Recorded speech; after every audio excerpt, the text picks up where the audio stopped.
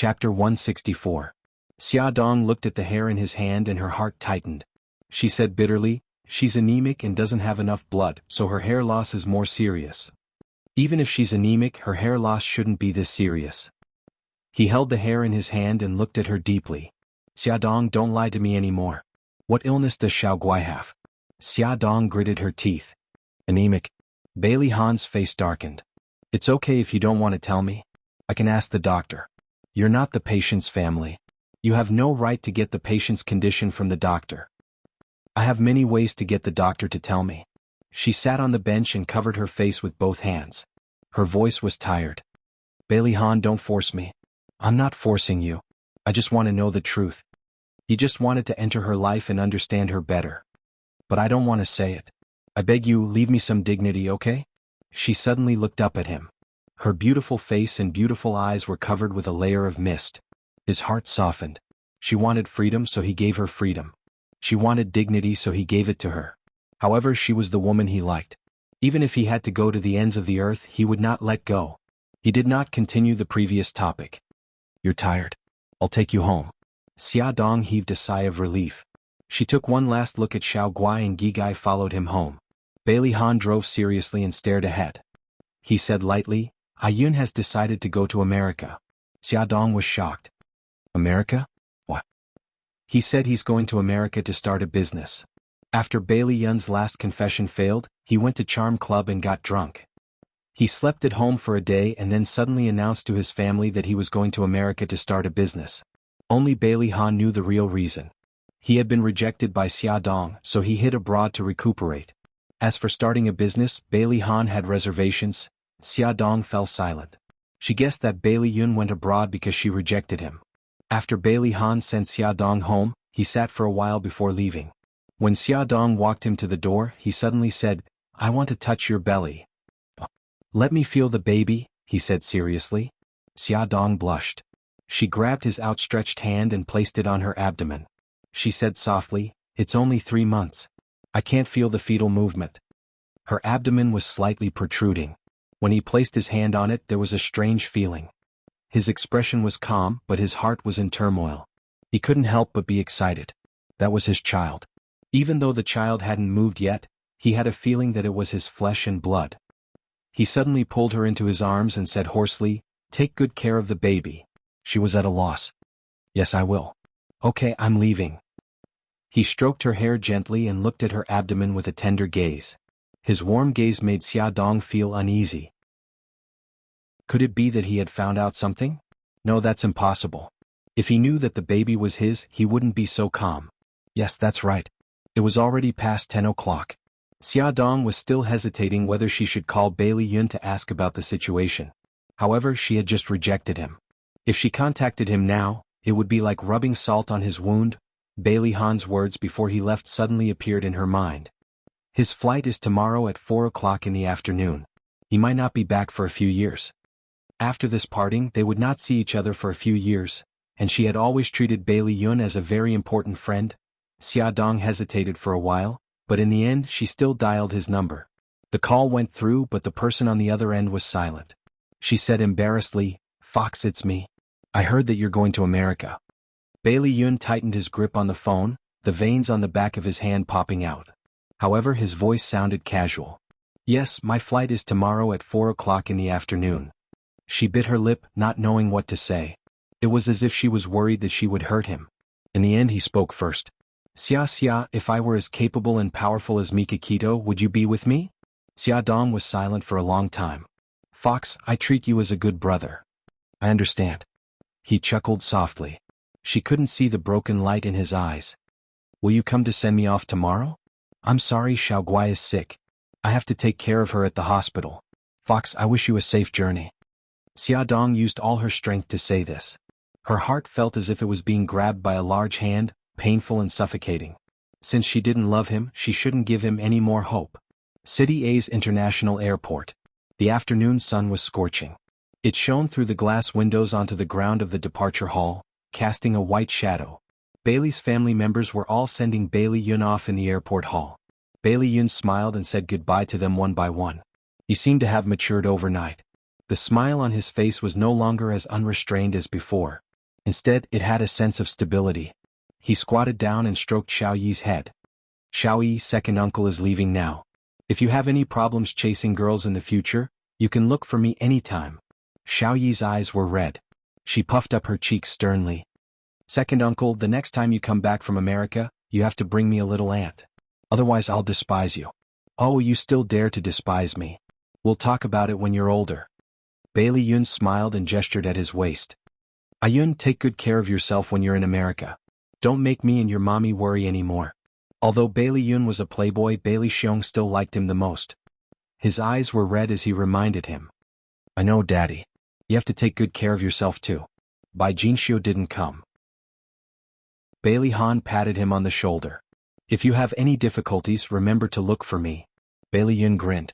Brother, I've caused you a lot of trouble since I was young. I'll try my best not to cause you any more trouble in the future. Before leaving, old Madam, who had always disliked him, also said a few words of comfort. Ayun, it seems that you're really sensible. We don't expect you to create a big career. As long as you're safe and sound outside and don't cause trouble, we'll be satisfied. If you have any difficulties, just tell us. No matter what, we'll always be a family. Bailey Yun hugged her. Thank you, Grandma. It was time to board the plane, but the person he wanted to see the most still didn't come. Bailey Yun's lips curled up mockingly. He shouldn't have had any expectations a long time ago, right? 5 years ago he returned to the country in a carefree manner. 5 years later he left sadly. The only thing that didn't leave him was the small boarding box in his hand. He didn't have any big luggage. Dragging the small boarding box, he took one last look at the city and the entire departure hall. Then he waved to his family, raised a bright smile, and embarked on a new journey in life. His back disappeared in a bright light and disappeared at the boarding gate. Xia Dong hid behind the shelves of the convenience store in the airport, tears streaming down her face. Suzaku stood behind her and handed her a tissue. She said lightly, Bailey's family has left. Okay, thank you. Xia Dong took the tissue and wiped the tears on her face awkwardly. You're already at the airport. Why don't you go see him? Suzaku talked about this matter in a tone that sounded like she was talking about the weather. Let him leave without any expectations. Only then will he start a new life, right? Xia Dong had already sorted herself out, but her eyes were a little red. Suzaku narrowed her eyes. I don't understand. Maybe he already doesn't have any hope. What he wants is for you to send him off as a friend. But now he's obviously very disappointed. Xia Dong was startled. If Suzaku was right, then didn't she break Bailey Yun's heart? On the plane, as soon as Bailey Yun sat in his seat, he tightly covered his face. His shoulders trembled slightly, and a weak choking sound came from his throat. Sir, are you okay? The beautiful stewardess asked with concern. Bailey Yun maintained this posture and didn't answer. Only the arc of his shoulders gradually became smaller. Sir? The stewardess called out again, but there was still no response. She took a tissue, bent down and handed it to Bailey Yun's fingers and said softly, Sir, don't be sad. Parting is for a better meeting. Her soft voice crashed into Bailey Yun's pained heart. He slowly took the tissue from her hand and said with a hoarse voice, Thank you. You're welcome. The stewardess smiled sweetly and walked to the next passenger. When he raised his head, he only saw a pretty figure. When they got off the plane, a stewardess stood at the exit of the cabin and politely bowed to every passenger. Sir, please take care. Thank you for taking this flight. Bailey Yun, who had already stepped out, retracted his foot, took off his sunglasses and carefully sized up the stewardess. She was very cute, with a round apple face, big watery eyes and a kind smile. Sir, is there anything else? Bailey Yun raised his eyebrows. He recognized her voice. It was the stewardess who comforted him on the plane. He took out a red velvet box from his pocket and stuffed it into her hand. This is for you. The stewardess's eyes widened in surprise. Her expression was very similar to someone's. Thank you, but we have a rule that we can't accept gifts from passengers. She wanted to return the box to him, but he waved his hand. I've already given it to you. If you don't like it, then throw it away. He strode away, leaving her in a daze. Another passenger walked over. She quickly regained her senses and bowed politely. Madam, please take care. Thank you for taking this flight. Duobao, what did that person give you just now? Quickly open it and see. A colleague witnessed this scene. After the cabin was empty, he went up to her and gossiped. I don't know either. Li Duobao was very innocent. She didn't understand why that stranger forced something on her. Open it and see. Her colleague Su Qing snatched the box from her hand and opened it. He was stunned. What a beautiful bracelet. This is Cartier's rose gold bracelet. From the looks of it, it should be specially custom made. Are there words behind it? Summer star. What does it mean? Li Duobao's delicate nose wrinkled. She suddenly thought of something.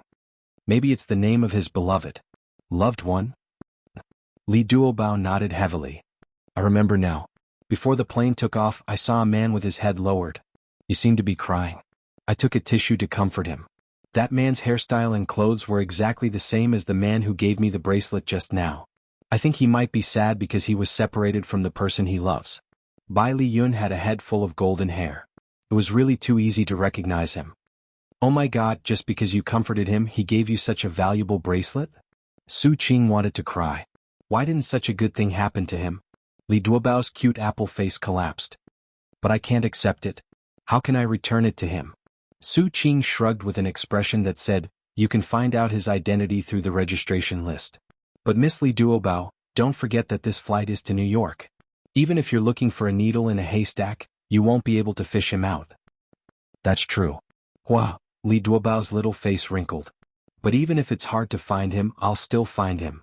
Su Qing shouted exaggeratedly, anyway he gave it to you willingly. Just accept it. Why do you have to find trouble? Because I don't deserve it. I won't be able to sleep with this thing. Li Duobao sighed. Besides, this is a gift that he intends to give to his beloved. What's the matter with me accepting it? She had already made up her mind to keep the bracelet well. As long as she found that man, she would return it to him. Bai Li Yun walked out of the airport. It was morning in New York. The city was bustling with people and no one would stop to look at him. He swore that he would let everyone in the city know his name within a year. Lin Yi once asked him why he didn't stay in a city if he was determined to develop his career. It was the place where he grew up. He could also get the protection of his family. He replied that he wanted to be like Bailey Han. He wanted to use his own ability to make the people in Bailey's family look at him in a different light. He wanted to make her look at him in a different light.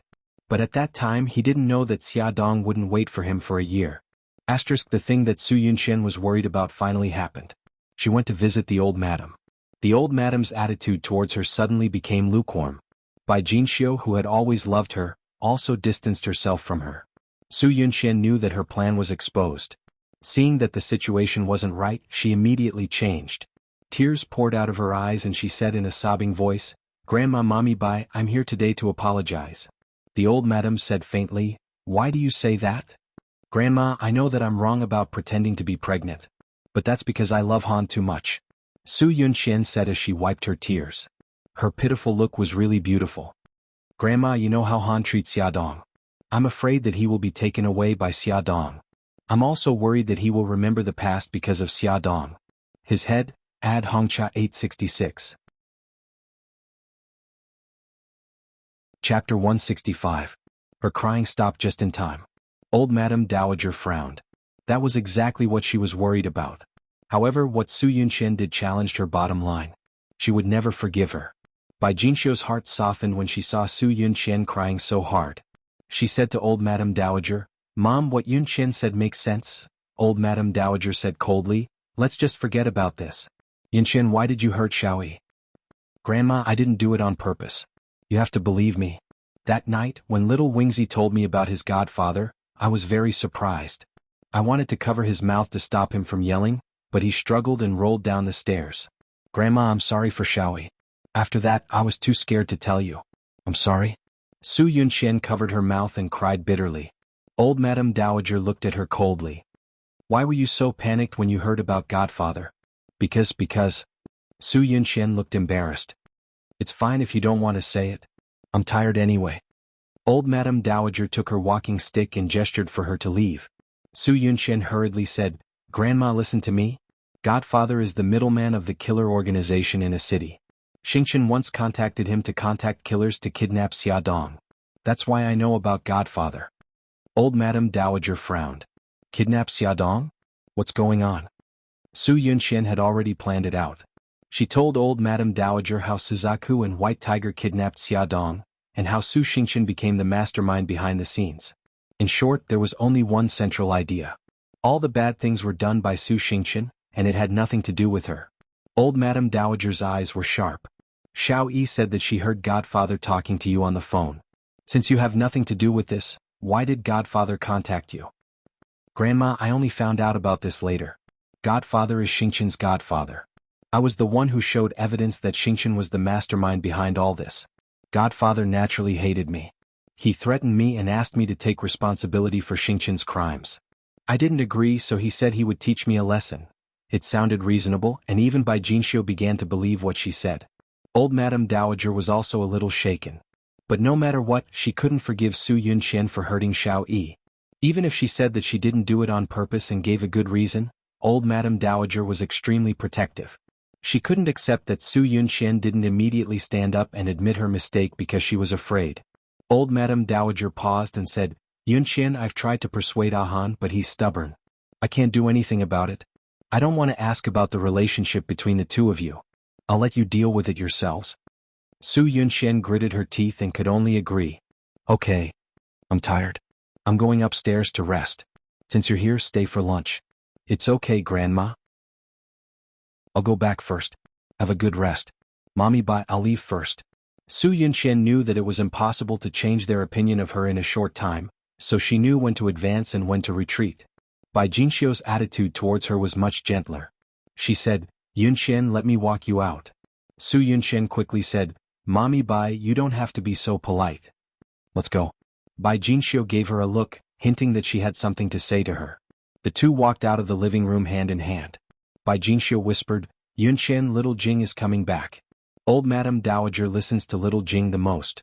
When the time comes, ask little Jing to put in a good word for you. Su Yunqian was delighted. Thank you, Mommy Bai. I know what to do. The little Jing that Bai Jinxiu was talking about was Bailey Han's younger sister, Bailey Jing. She was also the only little princess in the family. She had been doted on by the whole family since she was young. Like Bailey Yi, she was Old Madame Dowager's favorite person. Su Yunqian drove out of the Bailey mansion. She slowly came up with a plan in her heart. She didn't go to the company, but directly drove to the hospital where Su Xianxian was. China's extensive and profound cultural heritage had a saying, enemies are bound to meet on a narrow road. Su Yunqian felt that this saying was made for her and Xia Dong. Su Yunqian stood at the innermost part of the elevator. The moment the elevator closed, Xia Dong pressed the elevator button and walked in. However, Xia Dong didn't see her. Xia Dong walked out of the elevator on the 7th floor. Su Yunqian's brows furrowed and a trace of calculation flashed across her eyes. Uncle, I'm here to see Xianxian. Su Yunqian pushed the door open and entered. Xia Jinxing was peeling fruit for Su Xianxian. Xia Jinxing hurriedly gave up his seat. Yunqian, you're here. You guys chat first. I'll go out for a while. When Su Xianxian saw Su Yunqian, his temper rushed up. He said sarcastically, My dear cousin, don't you feel sick of seeing me make a fool of myself every few days? Only the two of them were left in the ward. Su Yunqian didn't have to pretend anymore. She smiled faintly. Sick of it? Why would I be sick of it? On the other hand, Xianxian, I heard that your temper is getting worse and worse. You even drove away a few nurses in anger. Your current state will only make the person who harmed you more excited. Su Xianxian sneered. Aren't you the one who harmed me? Su Yunqian ran her fingers through her hair and smiled brightly. Every injustice has its perpetrator and every debt has its debtor. Even if you want to take revenge, you should know who your opponent is. To tell you the truth, I've already broken up with Han. Right now, Xia Dong is the biggest winner. Do you still want to fight with me and let her reap the benefits? Su Xianxian questioned. Do you think I'll believe your words? Su Yunqian retorted. You've already become like this. What's the point of lying to you? Su Xianxian was so angry that he almost broke his teeth. His head was wrapped in gauze, revealing only a pair of eyes filled with hatred. She said coldly, Don't think that I can't do anything to you just because I've become like this. Su Yunqian shrugged. Of course not. I know you have a very powerful godfather. She smiled lightly. Xianxian, I'm here to tell you a piece of good news. What good news can you have? She smiled mysteriously. Bailey Jing is coming back. Don't you think that's good news? Su Xianxian's eyes lit up. Bailey Jing grew up with him. Their relationship was very good. At least in Bailey Jing's eyes that was the case. Bailey Jing had a lot of authority in the Bailey family. If she was willing to help him, Su Xianxian couldn't help but clench his fists. Su Yunqian saw his reaction and laughed softly. I just saw Xia Dong on the 7th floor of the inpatient department. Enemies are bound to meet on a narrow road. Why is she here? I don't know. I'll leave first. Have a good rest. Su Yunqian achieved her goal and didn't stay any longer. Su Yunqian's words were like stones, causing 1,000 ripples in Su Xingqian's heart. Her hatred for Xia Dong increased day by day after her disfigurement. She wanted to know everything related to her. Su Xingqian found an excuse to send Xia Jinxing away. Then, with a head full of gauze, he took the elevator to the 7th floor. She searched ward by ward and finally saw Xia Dong outside the isolation ward. She was playing with Xiao Guai. The mother and daughter were laughing happily. Su Xingqian couldn't wait to rush in and strangle them. In the evening, Su Murong came to visit Su Xingqian after work. Su Xingqian secretly told Su Murong about Xia Dong's daughter being hospitalized. Su Murong advised her not to act rashly, but Su Xingqian didn't give up. She had already found out that Xia Dong would leave the hospital every night after coaxing Xiao Guai to sleep. The best way to make Xia Dong suffer was to hurt the person she cared about the most. Su Xingqian's heart was twisted. As long as she thought about taking revenge on Xia Dong, she was filled with energy. At 8 o'clock in the evening, Bailey Han came to visit Xiao Guai. The two of them stayed in the ward to accompany Xiao Guai. Su Xingqian, who was secretly observing from outside the ward, had accumulated the hatred in her heart to its peak. It surged and howled, looking for an outlet to vent. When Xiao Guai fell asleep, Bailey Han sent Xia Dong home. The corridor was full of patients with bandages wrapped around their heads, but they didn't care. On the 12th floor in the VIP ward, Su Xingqian's caregiver, xuanhuan, found that Su Xingqian was missing. He searched the entire floor but couldn't find her. He anxiously called Su Murong to report. At this time, Su Murong and Xia Jinxing had just returned home from the hospital. When they heard that Su Xingqian was missing, they hurriedly drove to the hospital. On the other side, Su Xingqian didn't go through any sterilization or protective measures. She quietly entered Xiao Guai's ward. After entering, she pulled down the curtain of the isolation ward. Under the dim light, Xiao Guai was lying quietly, fast asleep. Su Xingqian sneered. She took out a pair of white gloves from the pocket of her hospital gown and put them on.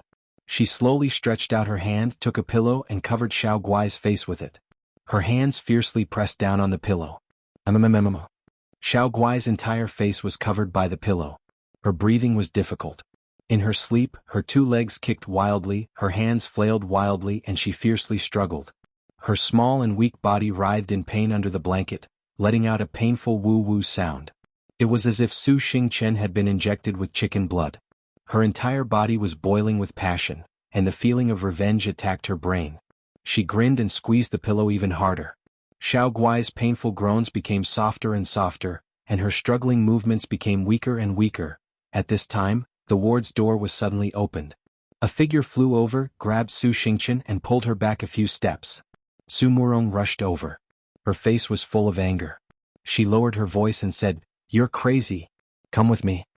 "No, I'm not going, I'm going to kill her." Success was in the blink of an eye. How could she give up? Bah. Su Murong fiercely slapped her on the head. She suppressed her anger and roared, "Su Xingqian, stop messing around, come with me." Su Xingqian was stunned. Mommy actually hit her. Su Murong removed the pillow from Xiao Guai's face and casually threw it on a chair. She bent down to check Xiao Guai's breathing. She quickly grabbed Xiao Guai's wrist and dragged her out of the ward. The two of them looked like they were being chased by a monster. They hurriedly returned to the 12th floor. "Xingqian, where did you go? Your mommy and I were worried to death." Xia Jinxing and Su Murong split up to look for Su Xingqian's whereabouts. When they heard that Su Murong had found her, they hurriedly rushed back from the upper floor. Hubby Xingqian couldn't sleep, so she went downstairs for a walk. "Look at you sweating so much. Hurry and go wash up." Su Murong considerately handed a towel to Xia Jinxing and pushed him into the bathroom. Only the mother and daughter were left in the room. Su Murong coldly said, "Xingqian, come with me." Su Xingqian knew that she was angry, so she didn't dare to say anything. She silently followed her out the door and to the rooftop. Bah. Su Murong slapped Su Xingqian's head. It looked fierce, but it avoided the wound on her face. "Mommy?" Su Xingqian touched her head with tears in her eyes. "Don't call me mommy. I don't have a daughter as stupid as you." Su Murong was so angry that her whole body trembled. She pointed at her daughter's nose and said angrily, "Su Xingqian, you used to be quite smart. How did you become an idiot now?" Do you think that you can get revenge on Xiaodong just because you killed Xiao Guai? Have you ever thought that you're a criminal now? If you add the crime of intentional homicide, even if I'm the king of heaven, I won't be able to save your life. Mommy, I am wearing gloves. They won't leave any fingerprints. Also, no one knows that I entered Xiao Guai's room. They'll definitely treat it as a medical accident. Did your head get caught in the door? Su Murong wanted to pry open her daughter's head to see what was inside. If you think that no one knows that you entered Xiao Guai's room, then how do you explain that you went missing for more than an hour? Let me tell you, when everyone finds out about the grudge between you and Xiaodong, you'll be the #1 suspect. When Su Murong heard that Su Xingqian had gone missing, she suspected that she went to Xiao Guai's room. If even she was suspicious, then what about the police? Only then did Su Xingqian come to her senses. Hatred had made her lose her mind. She couldn't even find such a simple loophole. You just have to pray that Xiao Guai doesn't die so easily. Su Murong expected better from Su Xingqian. Xingqian, I know you hate them, but revenge is a dish best served cold. Why are you so anxious now? Su Xingqian mumbled, Mommy, I was wrong.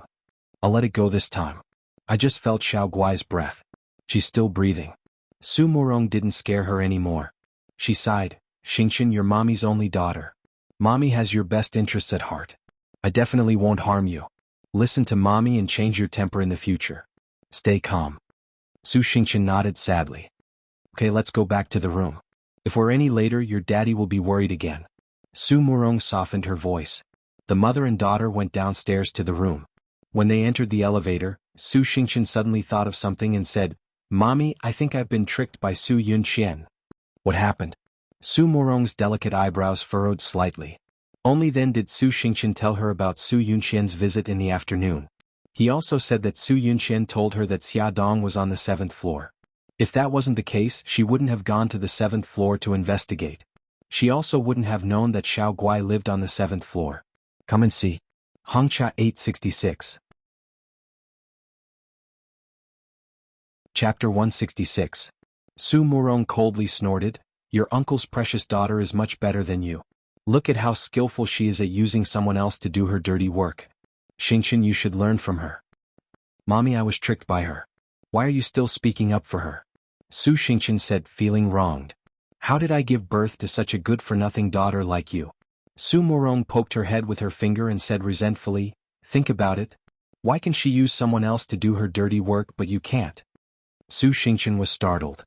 Suddenly, her eyes lit up and she said, Mommy, are you referring to Beili Jing? Su Murong nodded in satisfaction. Think about it. Why did Su Yunqian tell you that Beili Jing is coming back to China? Doesn't she want you to use Beili Jing to deal with Xiaodong? Yes, that must be it. Then let her have her way. Su Murong's lips curved into a cruel smile. However, you want Beili Jing to deal with not only Xiaodong but also Su Yunqian herself. Su Xingqian's eyes flashed with excitement. Mommy, I know what to do. I won't let you down again. On the 7th floor, the emergency beeper in the ward was ringing non-stop. Doctor, the patient in the isolation ward is suddenly suffocating. Prepare for cardiac resuscitation. Hurry and inform the patient's family. Hurried footsteps sounded in the corridor in the middle of the night. In the ward, the doctor and nurse were performing emergency resuscitation on Xiao Guai. The nurse was in the corridor calling Xiaodong. Xiaodong rushed over with a head of wet hair. She had just finished showering and was about to go to bed when she received the call from the nurse. She was so anxious that her heart was about to stop beating. Doctor, how is my daughter? The emergency treatment was over. The doctor wiped the sweat off his forehead and said, The patient is saved. Xiaodong's body went soft and she almost collapsed. She leaned against the wall and said, Doctor, thank you. But I don't understand why Xiao Guai suddenly stopped breathing. We are also very curious about this matter. The nurse suddenly pointed to the pillow on the chair and said, I remember very clearly that when I went out, I put this pillow next to Xiao Guai. How did it get on the chair? Xiaodong also remembered. Something flashed through her mind and she blurted out, Doctor, when Sister Li and I left the ward, did any medical staff come in? The Sister Li that Xiaodong mentioned was the nurse she hired to take care of Xiao Guai. The doctor frowned. I don't think so. The routine examination is over. Miss Xia, are you suspecting that someone deliberately hurt your daughter? It seems too far-fetched to just rely on a pillow. If this matter was true, then the hospital also had to take some responsibility. Xiaodong only thought for a moment and understood the doctor's concerns. she said with a serious expression. I just think that Xiao Guai suddenly stopped breathing. It's a little strange. Doctor, I believe in this hospital. That's why I sent my daughter here. I also have reasons to think that the hospital should strengthen its management. This time my daughter was saved, so nothing major happened. If something really happened, which one of you can bear the responsibility? Miss Ya, please rest assured. This kind of accident will not happen again. The door of the isolation ward was not locked. It was very likely that an outsider would break in. It was indeed their negligence in management. After this incident, Xia Dong was worried about leaving Xiao Guai alone in the hospital. She suggested staying with her daughter. The nurse, Sister Li, persuaded her for a long time, but she did not listen. The next morning, Xia Dong woke up in the ICU and found that she had a slight tendency to catch a cold. Her head was a little dizzy, her nose was blocked, and her throat was stinging. She went to the outpatient department to see the doctor. The doctor said that she had indeed caught a cold. It was probably because she went to bed before her hair was dry last night. After taking some cold medicine, her body felt weak and she wanted to sleep. Sister Li advised her to go home and rest. Miss Ya, you have a cold now. It's better to go home and rest. It's broad daylight. I've been watching over Xiao Guai. Nothing will happen. Xia Dong thought about it. Sister Li was right. Moreover, she had a cold and it was easy to bring germs into the ward. So she gave a few words of advice and drove home. While driving, her head was dizzy. Once, she almost hit the railing on the side of the road. She was so frightened that she suddenly woke up. When she finally drove home, she was covered in cold sweat. Mommy, why do you look so pale? Did something happen to Xiao Guai? Xiao Bao saw her pale face and was shocked. Xiao Guai is fine. I have a cold. Baby, Mommy took the medicine and is sleepy. I'm going to sleep for a while. Call me if you need anything. Xia Dong collapsed on the bed and fell asleep quickly. She did not even hear her phone ring many times. Bailey Han called Xia Dong's phone many times but no one answered. He had a bad feeling in his heart. In the end, he called her home phone. Xiao Bao picked up. When the little guy heard his voice, he was like a kitten. All the fur on his body stood up vigilantly. Why are you looking for my mommy? I just want to ask your mommy how Xiao Guai is doing. Bailey Han pinched his eyebrows. He did not understand why the little guy was so hostile to him. Xiao Bao snorted. Giga is fine. I don't need your fake kindness. Bailey Han paused and asked again, where's your mommy? Why hasn't she answered the phone? Xiao Bao said impatiently, my mommy is sick. She's sleeping now. Don't disturb her. Sick. Bailey Han frowned. Is it serious? It's just a cold. I'm not going to talk to you anymore. I'm going to order takeout for my mommy. She definitely hasn't eaten yet. Xiao Bao rubbed his chin thinking about what his mommy liked to eat. Bailey Han looked at the pile of documents on the table and then looked at his schedule for the day. He suddenly stood up from the chair and took his coat from the hanger. Linda, I'm going out for a while. I'll be back in the afternoon. Call me if you need anything. Okay, CO. When Bailey Han drove his luxury car to the mall wearing a high-end handmade suit, he bought a lot of things in the vegetable and fruit section. He pushed the cart to the exit to pay the bill, which attracted the attention of many young wives and aunties. Some people even came up to him and asked, young man, do you have a girlfriend? Auntie can introduce you. Bailey Han's expression was cold. He said indifferently, thank you auntie, but I already have a girlfriend. TSK, what a pity. The more the auntie looked at Bailey Han, the more she felt that he was her future son-in-law. It was a pity that he already had someone he liked. When Bailey Han said this, the hearts of the people around him broke. He paid the bill, rushed out of the crowd, and got into his luxury car with bags of various sizes. Xiao Bao heard the doorbell ring. He looked at the person outside warily before opening the door. Bailey Han, what are you doing here? Xiao Bao was speechless. Was the man in front of him carrying bags of various sizes really the cold and heartless king of hell in the business world, Bailey Han? I'm here to see your mommy. Bailey Han did not wait for him to invite him in. He directly grabbed the bags and forced his way in. Hey, what are you doing? Don't touch my kitchen. Don't touch my fridge. That's my favorite bowl. Don't touch it. Xiao Bao followed behind Bailey Han with his short legs. Seeing him busy like a spinning top, he could not help but shout in exasperation. Shoo! Bailey Han suddenly squatted down and put his index finger to his lips, making a shushing gesture. Don't be so loud. Be careful not to wake your mommy. At this moment, Bailey Han was wearing an apron with cartoon images printed on it. His cold and handsome face looked much gentler. He touched Xiao Bao's head. I'll make something delicious for you later. The kitchen is very smoky. Gigai, go play outside. You, Xiao Bao's face turned red. After a long while he squeezed out 3 words. You rascal. Bailey Han chuckled and did not deny it. Xiao Bao flew into a rage out of humiliation. He kicked his leg and ran out of the kitchen angrily. Xia Dong woke up. She hugged the quilt and sat up in bed. Her head was still a little dizzy, but her cold symptoms had improved a lot. She grabbed a shawl and draped it over her shoulders. Yawning, she lazily walked to the living room and poured herself a glass of water. Holding it with both hands, she curled up on the sofa. A fragrant smell wafted from the kitchen, followed by the sound of cooking. Her mind was still not fully awake. She squinted her eyes and leaned against the soft sofa. She called out lazily, "Brother Shin?" After calling out, she suddenly realized that something was wrong. Brother Shin had gone to Japan. Then who was cooking in the kitchen? Could it be Miss Tianluo? She amused herself. Her mouth was open foolishly when a figure suddenly walked out of the kitchen with a plate of food in his hands. Xia Dong was instantly petrified. Bailey Han looked at her shocked expression in amusement. The corners of his lips turned up. You're awake? Just in time. The food is ready. Get ready to eat. That man in the cartoon apron must have been a figment of her imagination. She must have opened her eyes the wrong way. Let's do it again. Xia Dong muttered to herself for a while. She trembled as she opened her eyes again. She jumped in shock. A handsome face was enlarged in front of her. He looked slightly worried. What's wrong? Are you still not feeling well?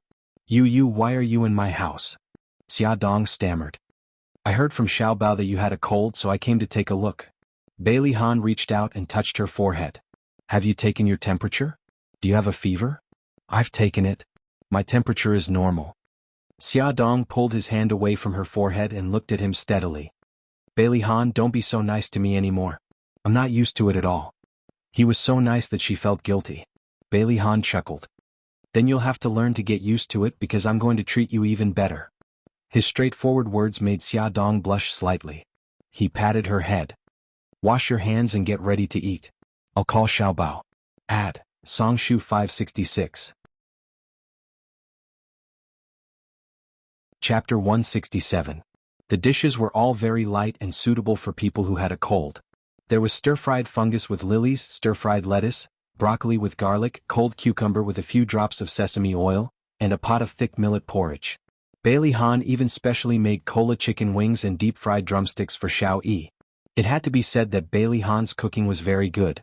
Even the picky Xiao Bao temporarily put aside his prejudice against him and ate with relish. The millet porridge not only warmed Xia Dong's stomach, but also warmed her heart. It was a very happy thing to have someone care about her when she was sick. However, in the next moment she was a little distressed. Bailey Han's care was not something she could accept. Xia Dong was full after eating a bowl of millet porridge, so she put down the bowl and chopsticks. Bailey Han looked at her. Do you want another bowl? No need, I'm full. You can eat slowly. After the meal, Xia Dong wanted to clear the dishes, but Bailey Han stopped her. Sit down and rest. Remember to take your medicine in half an hour. He looked very professional, so Xia Dong couldn't interfere even if she wanted to. Gigai curled up on the sofa and watched him busy. He seemed to treat housework as a job. He was serious, not allowing the slightest mistake. After washing the pots and pans, he even wiped the kitchen table clean. It had to be said that he looked very charming when he was serious. A man who did housework could also be very charming. Xia Dong supported her head with one hand. She didn't know where her thoughts had run off to. Xiao Bao's soft little body suddenly burrowed into her arms. He whispered, "Mom?" Xia Dong carried him to her side and asked, "Baby, what's the matter?" Xiao Bao's voice was very low as he said mysteriously, "Mom, how did you break up with Bailey Han in the past?" Based on his recent observations, he realized that Bailey Han didn't seem like an irresponsible, bad man. Of course, the most important thing was Xiao Yi's background. It made him more and more unsure if he should continue to hate Bailey Han. So, he wanted to figure out what was going on between his mommy and Bailey Han. Xia Dong glanced at Bailey Han, who was cutting fruits in the kitchen, and said in a low voice, "This is an adult's business. Little brat, don't worry about it." "Mom, I despise you. You always treat me like a 3-year-old. Xiao Bao shouted angrily. Bailey Han could not help but look up at the living room.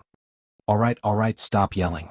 Xia Dong quickly covered his mouth and whispered, "Xiao Bao, don't let Bailey Han know that you and Xiao Guai are his children. Do you hear me? Xiaobao blinked. His eyes were full of questions as if he was asking why. Xiaodong was helpless. She said softly, "Actually, I did something wrong to him in the past. He didn't do anything wrong to me, so you have to treat him better in the future." The fruit platter hit the glass table and made a crisp sound. Bailey Han's voice came from above. "What are you whispering about? Eat some fruit." Xiaodong looked up and smiled dryly. "I'm saying that Xiaobao should treat you better because you're his elder. Isn't that right, Xiaobao?" Her hand secretly pinched Xiaobao lightly. Xiaobao pouted unwillingly. "That's right, Uncle Bailey." Uncle Bailey, Bailey Han's mouth twitched. Why did he suddenly feel that he was very old? After eating the fruit, Bailey Han sat beside the mother and son. He picked up a newspaper and started reading. He looked like he was going to stay for a long time. 10 minutes passed. Bailey Han was still reading the newspaper seriously. Xiaodong and Xiaobao looked at each other. Finally, Xiaodong coughed and said, "Bailey Han, aren't you going back to the company in the afternoon?" Bailey Han looked at the newspaper and said calmly, "I've already arranged for the company's matters." "Then you're not busy?" "No."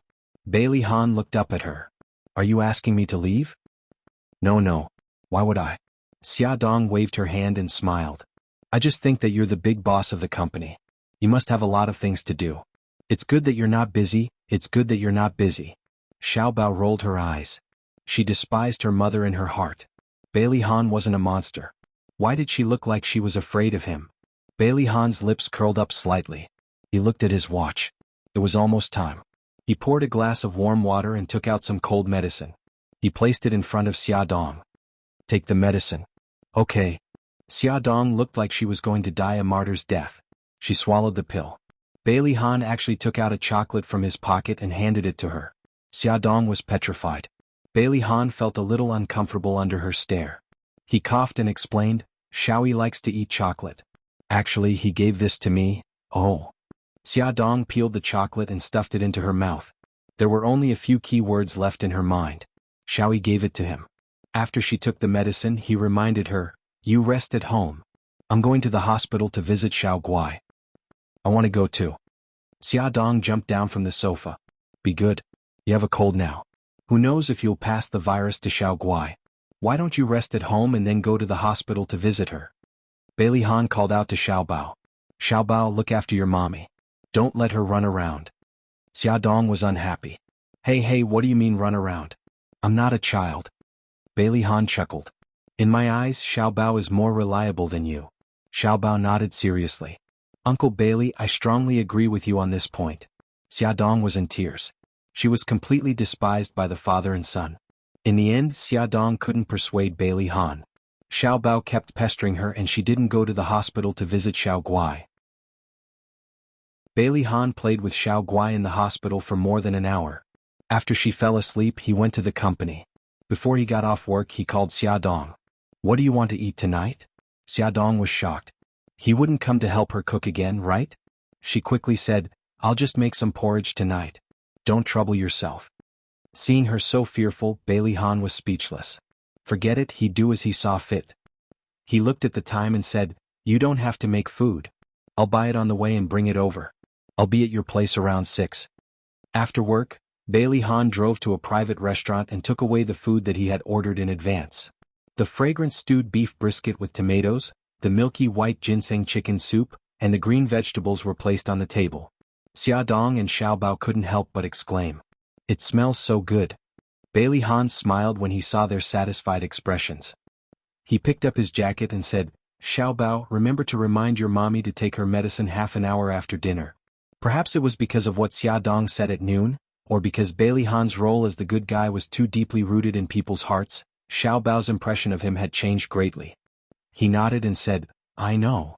Bailey Han smiled and touched his head. Then he looked at Xiaodong. "I'm leaving first. I've already told the hospital." Xiaodong said, "Aren't you going to eat with us?" His lips curved and his smile became gentler. "I promised Xiao Yi that I would go home and have dinner with him every day." "Okay. Be careful on the road." Xiaodong walked him to the door. He suddenly put his arm around her shoulders and lowered his head to get closer to her. You, Xiaodong panicked and reached out to push him away. He was very strong. Her struggles were useless in front of him. He continued to get closer to her and kissed her forehead gently. He whispered, "Rest well. Don't make me worry." Xiaodong's delicate face flushed red. He chuckled. "I like to see you shy." How could he say something so shameless? Her heart pounded. Finally, she blushed and squeezed out 2 words from between her teeth. "Pervert," he laughed deeply. His voice was full of pleasure. She glared at him. "What are you laughing at? Hurry up and leave." "I'll leave immediately. But you have to promise me that you'll remember to miss me." He liked to tease her and see her angry face. As expected, Xiaodong was angry. "Bailey Han, I order you to get out of my sight immediately." Was the world going crazy? Bailey Han had always been expressionless. Why was he teasing her so blatantly? Was he possessed by Bailey Yun? "Alright, I was just joking. Don't be angry." Bailey Han knew when to stop. He rubbed her hair and smiled warmly. "Hurry up and go in. The food will get cold soon." Xiaodong, who felt bullied by him, didn't even say goodbye. She closed the door and leaned against it to calm her nerves that were about to break down. Thanks to Bailey Han's meticulous care, Xiaodong recovered from her cold the next day and continued to live a lively and valiant life. Xiao Guai's illness was also much better. The doctor said that she could be discharged in 2 days. Of course, she still had to undergo chemotherapy on time to control her condition. On the day Xiao Guai was discharged, Xiaodong brought Xiao Bao and Bailey Han brought Xiao Yi. The 4 of them brought her home. Her face was as white as snow. She wore a mask and her small and soft body seemed to have lost a lot of weight. Her pair of beautiful eyes blinked as if they could speak. On the way, Xiaodong felt that something was wrong with Xiao Yi. He sat in the back corner expressionlessly and seemed to be very angry. Xiaodong turned around and whispered to Bailey Han, "What's wrong with Xiao Yi? He seems unhappy." Bailey Han also whispered, "I'm not sure either." Xiaodong glared at him. "How can you be his daddy?" He smiled and said half-jokingly, "Since you're worried, why don't you be his mommy? It'll make it easier for you to supervise me." Xiaodong couldn't be bothered with him. Xiao Guai, who was in Xiaodong's arms, was so happy that her eyes narrowed into slits. She giggled and said, "Mommy, Uncle Bailey, I heard you. Little one, look at how capable you are." Xiaodong was amused and kissed her daughter on the cheek. Bailey Han chuckled. "Xiao Guai, do you agree with Uncle Bailey's suggestion?" Add Song Shu 566. Chapter 168. Xiao Guai blinked her big beautiful eyes and pondered seriously. "But if mommy becomes Brother Yi's mommy, won't I have to marry uncle?" Xiaodong said nervously, "Xiao Guai, don't say any more." Bailey Han glanced at Xiao Guai. "Yeah, that's right." Xiao Guai let out an "oh," and her next words almost made Bailey Han vomit blood. She said, "Then I can't agree to it. I want Uncle Shen to be my daddy." Bailey Han's face darkened. "Why?" "Because Uncle Shen loves my mommy a lot." Xiaodong's face darkened. "You little brat, what do you know about love? Don't talk nonsense." "I'm not talking nonsense. Mommy, if you don't believe me, you can ask brother." Xiao Guai turned her little head to look at the back seat and shouted, "Brother, brother, am I right?" Although their conversation was soft, it couldn't be hidden from Xiao Yi and Xiao Bao, who were sitting in the back seat. Xiao Yi's face darkened and she clenched her fists in anger. Xiao Bao was speechless at their conversation, but he couldn't dampen his sister's spirits, so he could only nod. "Look, mommy. Brother agrees with me." Xiaodong said helplessly, "Yes, yes. You're the best." Bailey Han was very unhappy. Mika Keto occupied a very important position in the children's hearts. It wasn't easy to defeat him. From the time Xiao Yi went to the hospital to pick up Xiao Guai until the time he and Bailey Han left Xiaodong's house, he didn't say a word or smile. The way he looked at Xiaodong frightened her. It wasn't a look that a 4-year-old child should have. It was filled with deep resentment. Whenever Xiaodong thought of the look in his eyes when he left, she would feel flustered. Could it be that he had discovered something? The next day he told Xiaodong the answer himself. He suddenly appeared alone in front of Xiaodong's house. Xiaodong heard a knock on the door. She opened the door but did not see anyone. Just as she was about to close the door, she heard Xiao Yi's cold voice. "I'm downstairs." She lowered her head and indeed saw Xiao Yi standing at the door. His handsome little face was covered with a layer of frost and his dark eyes were staring at her sharply. "Xiao Yi, why are you here alone?" Xiaodong was surprised and invited him in with a smile. He strode over with his short legs and sat on the sofa obediently. He looked at her coldly. "I have something to tell you." Xia Dong poured a glass of fruit juice for him and sat across from him. Xiao Yi, what do you want to tell me? Xiao Yi's eyes revealed a deep resentment and he asked word by word, why did you abandon me? Xia Dong's breathing suddenly stopped and her heart almost stopped beating. She gritted her teeth fiercely and came back to her senses. She forced a smile. Xiao Yi, what are you talking about? Auntie doesn't understand? He suddenly became angry and his little face flushed red. He said fiercely, stop pretending. I've tested our DNA and I know you're my mommy. Xia Dong's head exploded and her body trembled violently. She leaned against the sofa and her face was as pale as snow. I'm asking you, why did you abandon me? In order to get an answer today, he had snuck over to ask her while Daddy was at work. Xia Dong's lips trembled and her face was full of pain. I'm sorry, Xiaoyi. I'm sorry? Xiaoyi jumped off the sofa angrily and walked in front of her. He looked up and stared at her coldly. I want to know the answer. Why did you abandon me? I'm sorry. Xia Dong bent down to hug him. Xiaoyi, I'm sorry. I love you. I didn't abandon you on purpose. I really have my reasons. He couldn't dodge in time and was hugged tightly by her. Her embrace was so fragrant and warm. Every time he was lonely he wanted someone to hug him like this, but she never appeared. Tears welled up in his eyes. Why did you abandon me? Why did you abandon me? Do you know how pitiful it is to be a child without a mommy? I'm sorry, I'm sorry. Xia Dong was already sobbing. She hugged him tightly and apologized repeatedly. Why did you abandon me? You're the one who abandoned me. Xiao Yi was full of resentment. I'm the same as Xiao Bao and Xiao Guai. We're both your children. How could you treat me like this? How could you treat me like this? Xiao Yi became more and more agitated as he spoke. He finally burst into tears and pounded his chest with his fists. I hate you. I hate you. Xiao Yi, listen to Mommy. Mommy loves you. I really didn't abandon you on purpose. Hearing him say that he hated her, Xia Dong's heart ached so much that her tears fell. I don't believe you anymore. I won't believe you anymore. I hate you. I'll never forgive you. Little Wingzi cried loudly. His tears were like a broken string of pearls as they rolled down his face. His cries were like sharp knives cutting into Xia Dong's heart. She couldn't help but wail. Their cries alerted Xiao Bao and Xiao Guai. Xiao Bao walked towards them step by step. He couldn't believe it. Mommy, is Bailey Yi really your child? Xia Dong cried even louder. She hugged Xiao Yi tightly in her arms as if this could make up for the 4 years of motherly love she had missed.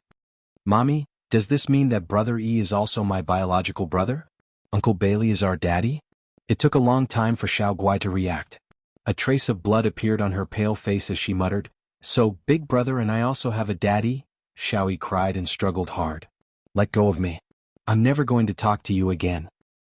Xiao Yi, I hate you, let go of me. Bailey Yi hammered her arm with all his might, his pair of short legs kicking her forcefully. Xiao Bao widened her eyes in shock and shouted, Bailey Yi, don't hit Mommy. She's pregnant.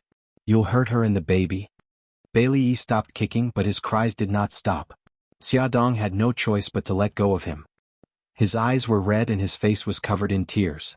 He glared at Xia Dong hatefully. I'm leaving. I'll never see you again. He ran to the door and tiptoed to open it. Xia Dong chased after him, but his small body shot into the elevator like a cannonball. By the time Xia Dong ran down the stairs, he had already disappeared. Xia Dong was worried and called Bailey Han. In order not to expose the truth, she could only tell him to pay more attention to Xiao Yi's movements. She felt that something was wrong with him. Bailey Han received Xia Dong's call and immediately called the villa. After the butler received the call, he ran upstairs to look for Bailey Yi, but he was nowhere to be seen. The butler anxiously reported, young master is missing. His car is also missing. Bailey Han took his coat and walked out of the office while making a call. He calmly ordered, pull up the surveillance video outside the villa and see when he disappeared. By the time Bailey Han returned to the villa, the butler had already ordered a group of servants to go out and look for him. Bailey Han watched the video and found that Xiao Yi ran away from home on his car 2 hours ago. He immediately contacted Xia Dong. Xia Dong, Xiao Yi ran away from home. I called his cell phone but he didn't answer. Did he contact you? Xia Dong's pupils suddenly shrank. She hesitated and lied. Xiao Yi came to my place more than an hour ago. He said that he was here to see Xiao Guai. I saw that his expression was a little strange, so I called you and asked you to pay more attention. Do you know which direction he went? Xiaodong said guiltily, I'm sorry. He left in a hurry. When I went downstairs he was already gone. It's okay. It's none of your business. Can you let me know if you have any news? I'll hang up first. Xiaoyi had only been missing for 2 hours. Even if a police report was filed, the police station would not accept it. Bailey Han used his connections to ask the police chief to pay more attention. Then he mobilized the Dragon Gang's forces to search the entire city for Xiaoyi's whereabouts. Xiaodong anxiously paced back and forth in the room. Xiaobao couldn't stand it anymore. He pursed his lips and said, Mom, there's no use for you to be anxious. You have to believe in Bailey Han's ability. You will definitely find Xiaoyi. Moreover, Xiaoyi is so smart.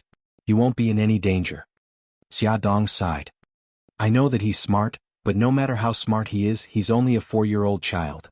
If he really meets bad people, how can he fight against them? Xiaobao still wanted to persuade her, but she suddenly shook her head and said, I can't wait any longer. Xiaobao, do you know where Xiaoyi likes to go? Xiaoguai raised his arm and said in a childish voice, Mommy, I know. Brother Yi likes zoos and amusement parks. Gigai is so smart. Xiaodong patted her daughter's head and asked Xiaobao, Xiaobao, do you have a different answer? Xiaobao thought for a moment. And the beach. Xiaodong texted the 2 children's guesses to Bailey Han. She also decided to go to the beach to try her luck. Because she was worried that something would happen to Gigai when she wasn't home, Xiaodong armed her to the teeth. She took the 2 children with her to the beach to look for Xiaoyi. The sunset was quiet and calm on the beach in the evening. The sea washed over the beach. From time to time, shells and small fish were stranded on the shore. Xiaodong put a sun hat on Xiaoguai. She carried her and looked around the beach, hoping to find Xiaoyi. Xiaobao walked beside her and craned his neck from time to time to look here and there. He was also a little anxious. Although he used to hate Bailey Yi, when he found out that Bailey Yi was his brother, his rejection of Bailey Yi lessened a lot. He even slowly began to accept him. Mom, you and Xiaobao are over here. I'll go over there and take a look. Xiaobao pointed at a rocky mountain. I don't think so. Let's go over together. The rocky mountain looked a little steep. What if Xiaobao got into an accident? The 3 of them walked over to the rocky mountain. Xiaodong looked at her feet seriously and didn't notice what was in front of her. Suddenly she heard her daughter exclaim, Hey mommy, isn't that Uncle Lin? Who's the auntie with him? Welfare Hongcha 866. Chapter 169. Xiaodong looked up and saw a couple walking towards them with their backs to the setting sun. The man was Lin Shihao and the woman was Bai Meiwei. Bai Meiwei was wearing a long white dress, and her long hair was draped over her shoulders. Her long dress swayed gently in the sea breeze. She was very beautiful, like a fairy descending into the mortal world. The 2 of them had their heads lowered and seemed to be talking about something. They didn't notice Xiaodong and the others. Xiaodong's eyes moved. She carried her daughter with one hand and pulled Xiaobao with the other, and they hid behind a huge rock. The 2 of them gradually walked towards them. When they passed by the rock, Xiaodong heard their conversation. Bai Meiwei said, Senior, thank you for coming here with me. I feel much better now. Lin Shihao said, The patient passed away and the family members are upset. They said a few unpleasant things. Don't take it to heart. Bai Meiwei smiled. Senior, I really admire you. You don't seem to get angry no matter what happens. Lin Shihao also smiled. Really? I'm not a god. How can I not be angry?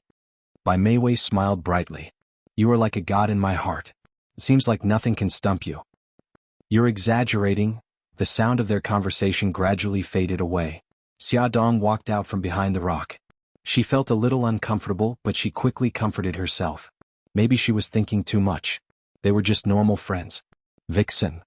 Xiaobao puffed up his cheeks and snorted. Xiaobao, don't talk nonsense. I'm not talking nonsense. That woman is obviously not a good person. Xiaobao hated women who seduced other people's men. So annoying.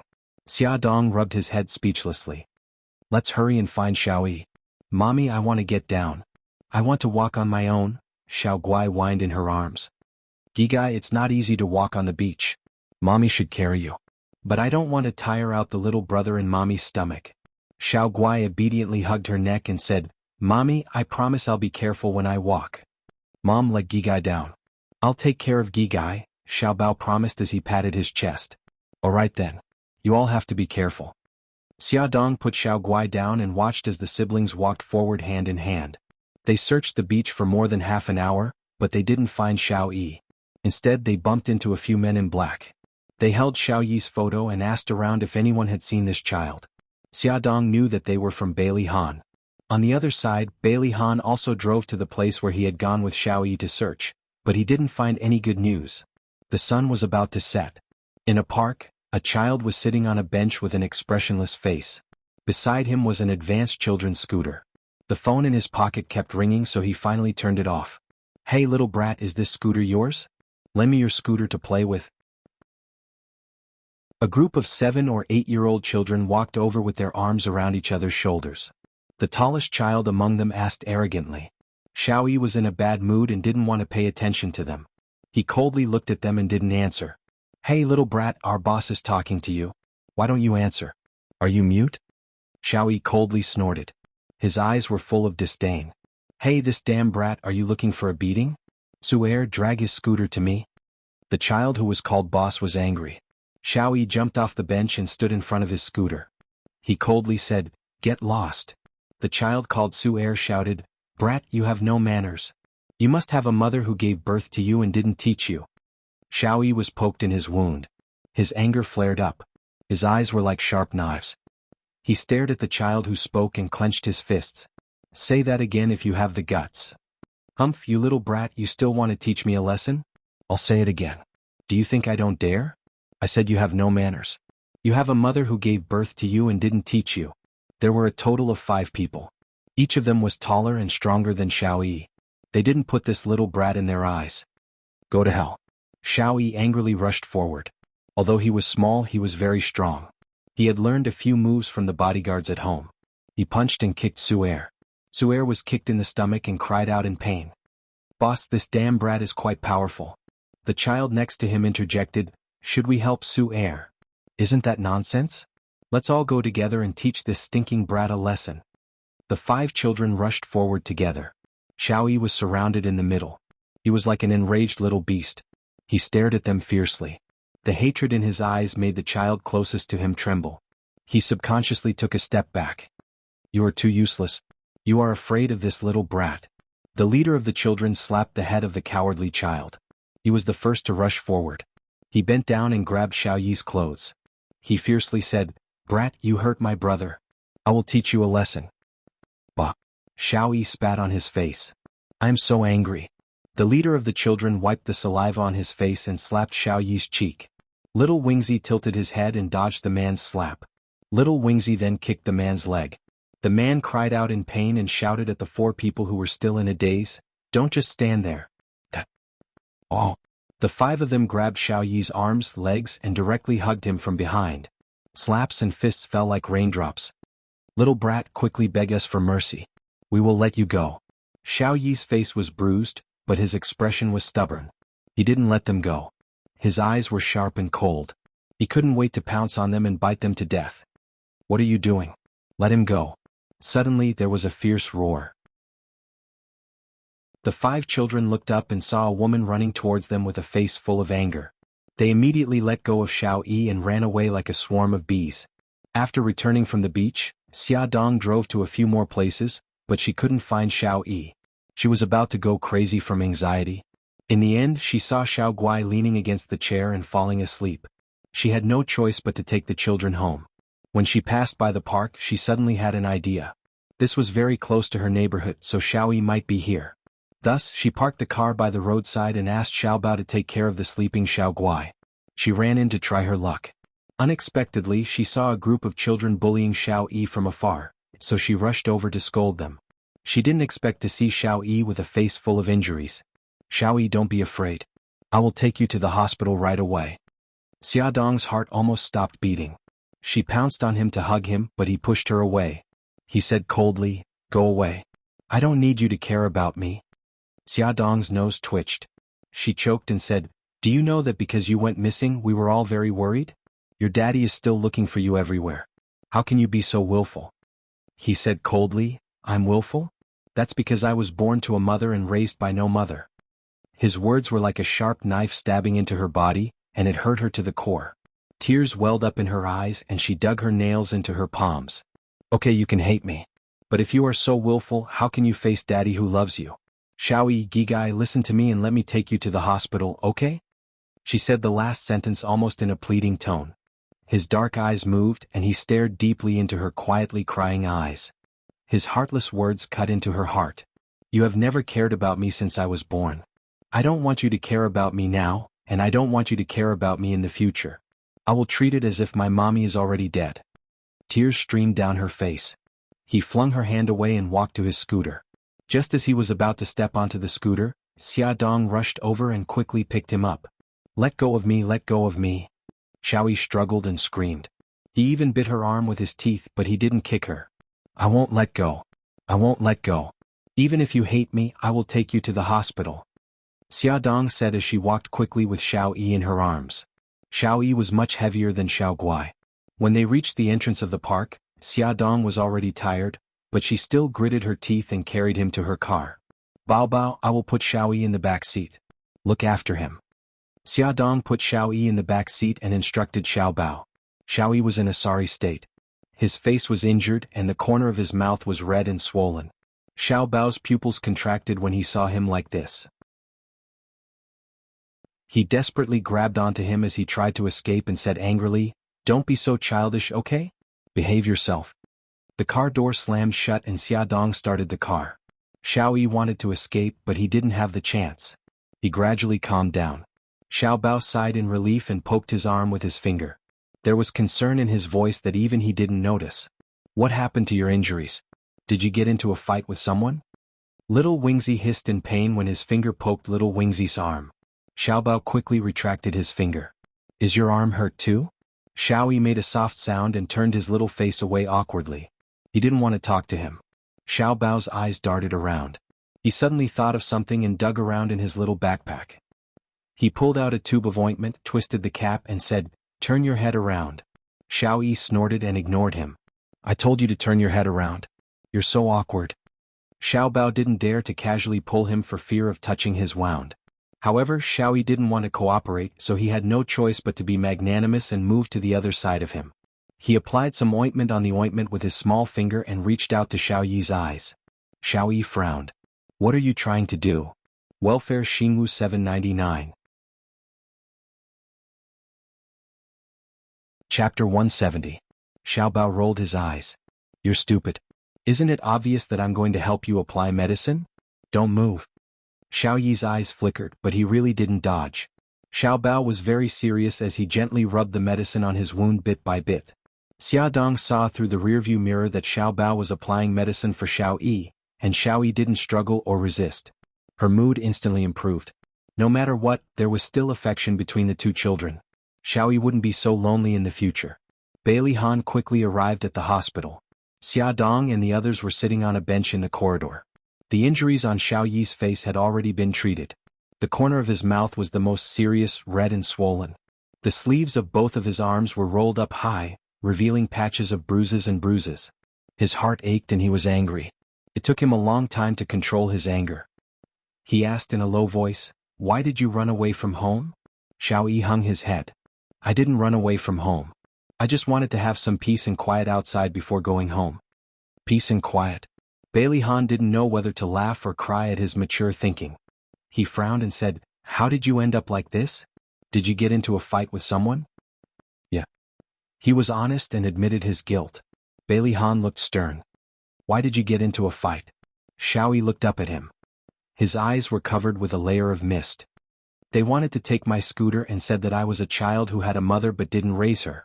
Bailey Han's belly full of reprimanding words were all blocked. His throat was unbearably dry. Xia Dong wasn't any better. Her heart was full of bitterness. Bailey Han was silent for a while. He raised his hand and patted Xiao Yi's head. Don't get into fights again. You don't have a mother but you still have daddy. Don't make daddy worry again, okay? Uh-huh. Xiao Yi nodded. The tears in her eyes fell onto her lap and onto Xia Dong's heart. Good girl. Bailey Han held him in his arms and carefully avoided his wound. He said softly, Daddy will take you home. Xiao Yi lay in Bailey Han's arms and replied softly, Bailey Han looked at Xia Dong and said, Xia Dong, I'll take Xiao Yi home first. I'm very grateful for what you did today. Xia Dong stood up and forced a smile. You're welcome.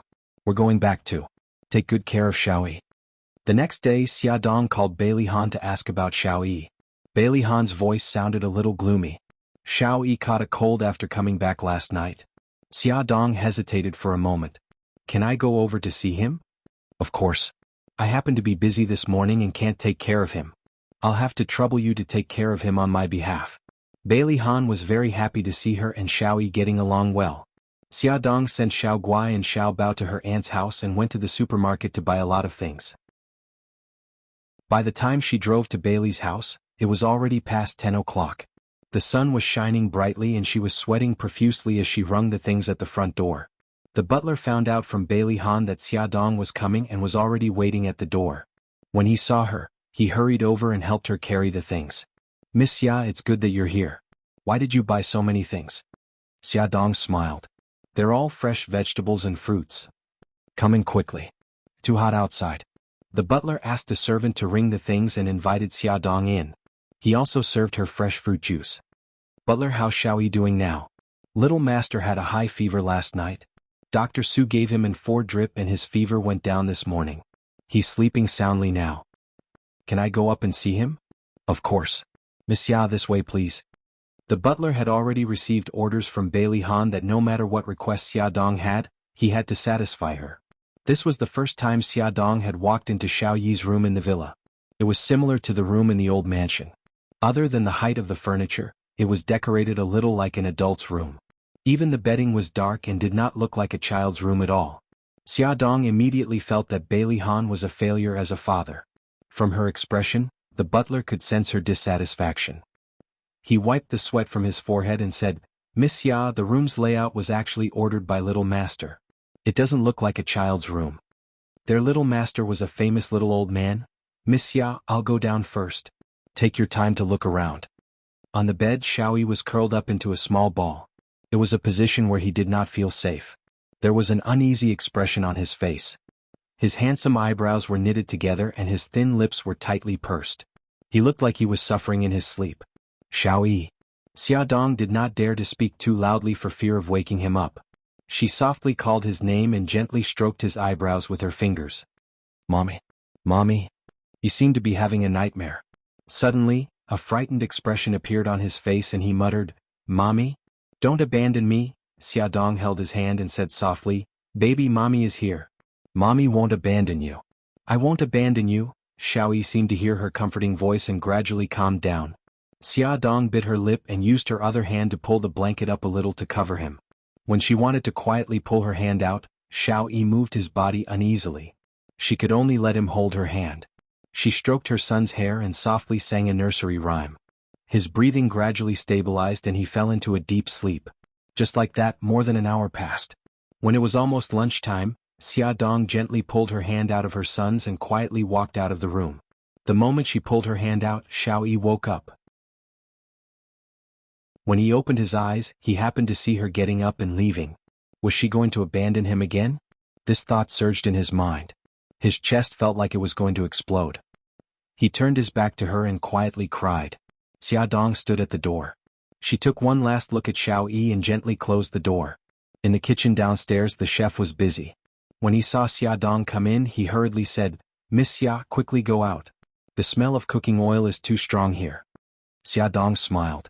Leave lunch to me today. The chef was stunned. How can this be? You're a guest? Xia Dong snatched the kitchen knife from his hand. I'm here to take care of Xiaoyi today. I'm not a guest. The chef had no choice but to let her have the kitchen. When she went out, she bumped into the butler. Just as she was about to say something, the butler shushed her and said in a low voice, Young master agreed to this. You can go do other things. The butler had a deep understanding of Bailey Han's thinking. When Xia Dong came out of the kitchen, there was not a single servant in the villa. It was as if only she and Xiaoyi were left. Although Xia Dong felt that it was a little strange, she did not think too much about it. After washing her hands, she went upstairs to call Xiaoyi for lunch. Xiaoyi was lying on the bed with his back to the door. She called out to him softly. She didn't leave? Xiaoyi tensed up and pricked up his ears.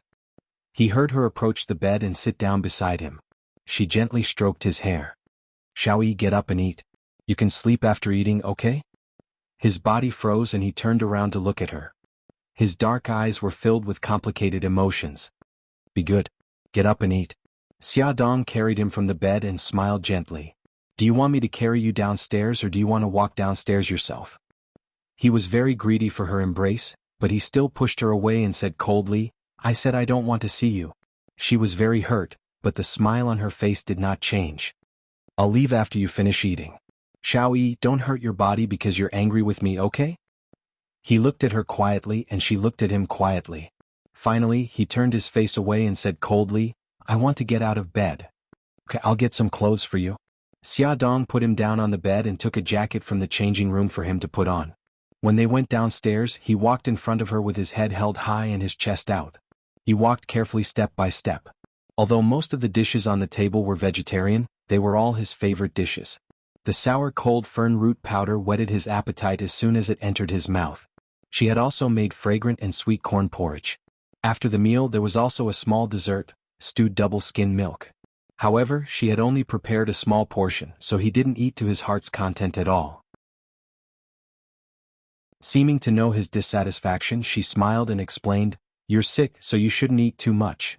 I'll make a few more desserts later and put them in the fridge. You can eat them at night, but you can't eat too much. It's not good for your health if you eat too much at night. He curled his lips coldly. Okay, I got it. You're so long-winded. She smiled and let him play in the living room for a while. She cleared the table and was about to wash it when a maid appeared out of nowhere and said, Miss Xia, I'll wash it. Okay, I'll have to trouble you then. Xiaodong didn't stand on ceremony and went to the living room to accompany Xiao Yi. Xiao Yi sat on the sofa and watched the television, ignoring her existence. She took the chessboard over and said, Xiao Yi, play chess with me, okay? He looked at her coldly. Do you know how to play chess? She smiled sheepishly. It's such a high IQ game. Of course. I don't. Then what do you want to play? Actually, she didn't want to play chess at all. She just wanted to get closer to him. She blinked. Gamoku. He sneered. Boring. She laughed dryly. That's true. Forget it then. He took the black stones nonchalantly. I'll take the white stones and you take the black stones. You go first. Oh, okay. The corners of Xiaodong's lips curled up slightly. The mother and son pair laid on the small table and started to play chess. The black stones had a great advantage, but Xiaodong still couldn't beat Xiao Yi. Xiao Yi mocked her. You're so stupid. I already have 3 stones here. Why don't you block me? Instead, you're wasting your stones here? Xiao Yi is so smart. Xiaodong wasn't angry at all. Instead, she smiled and praised him. He snorted coldly, and his ears were tinged with a faint pink color. After playing chess for more than an hour, Xiaodong urged Xiao Yi to take his medicine and wanted to send him upstairs for an afternoon nap. He refused. He had slept for so long in the morning and didn't want to sleep anymore. Welfare Songshu 566. Chapter 171. She had planned to go to the kitchen to make dessert while he was taking a nap. Since he didn't want to sleep, she bent down and asked him, I'm going to make cookies and cakes. Do you want to help? He curled his lips coolly with a look of disdain. No. Xiaodong didn't take it to heart. She smiled and said, Then you play by yourself. I'm going to the kitchen. Xiaodong first inspected the villa's kitchen. The ovens, cake molds, biscuit molds, egg splitters, measuring cups, and other utensils needed to make cakes and biscuits were all very complete. Coupled with the other ingredients she had bought, it was very easy to make delicious cakes and biscuits. First, she planned to make Xiao Yi's favorite chocolate chestnut cake. She cut the butter and dark chocolate into small pieces and put them into a bowl with fine sugar and milk. She heated it over water and stirred it continuously until it completely melted and turned into a liquid. Then she beat the eggs and poured them into the chocolate mixture. She mixed them evenly, then added flour, cocoa powder, and baking powder, and mixed them evenly into cake batter. She put the batter into a grinding tool and baked it for later use. Next, she made the chestnut cream filling. Sifting the chestnuts was a very time-consuming task. Xiaodong worked for about half an hour before she finished sifting the ripe chestnuts into chestnuts. She sighed deeply and rubbed her aching waist. She inadvertently looked up and saw Xiao Yi standing at the kitchen door. When their eyes met, Xiao Yi felt as though someone had caught her in a pigtail.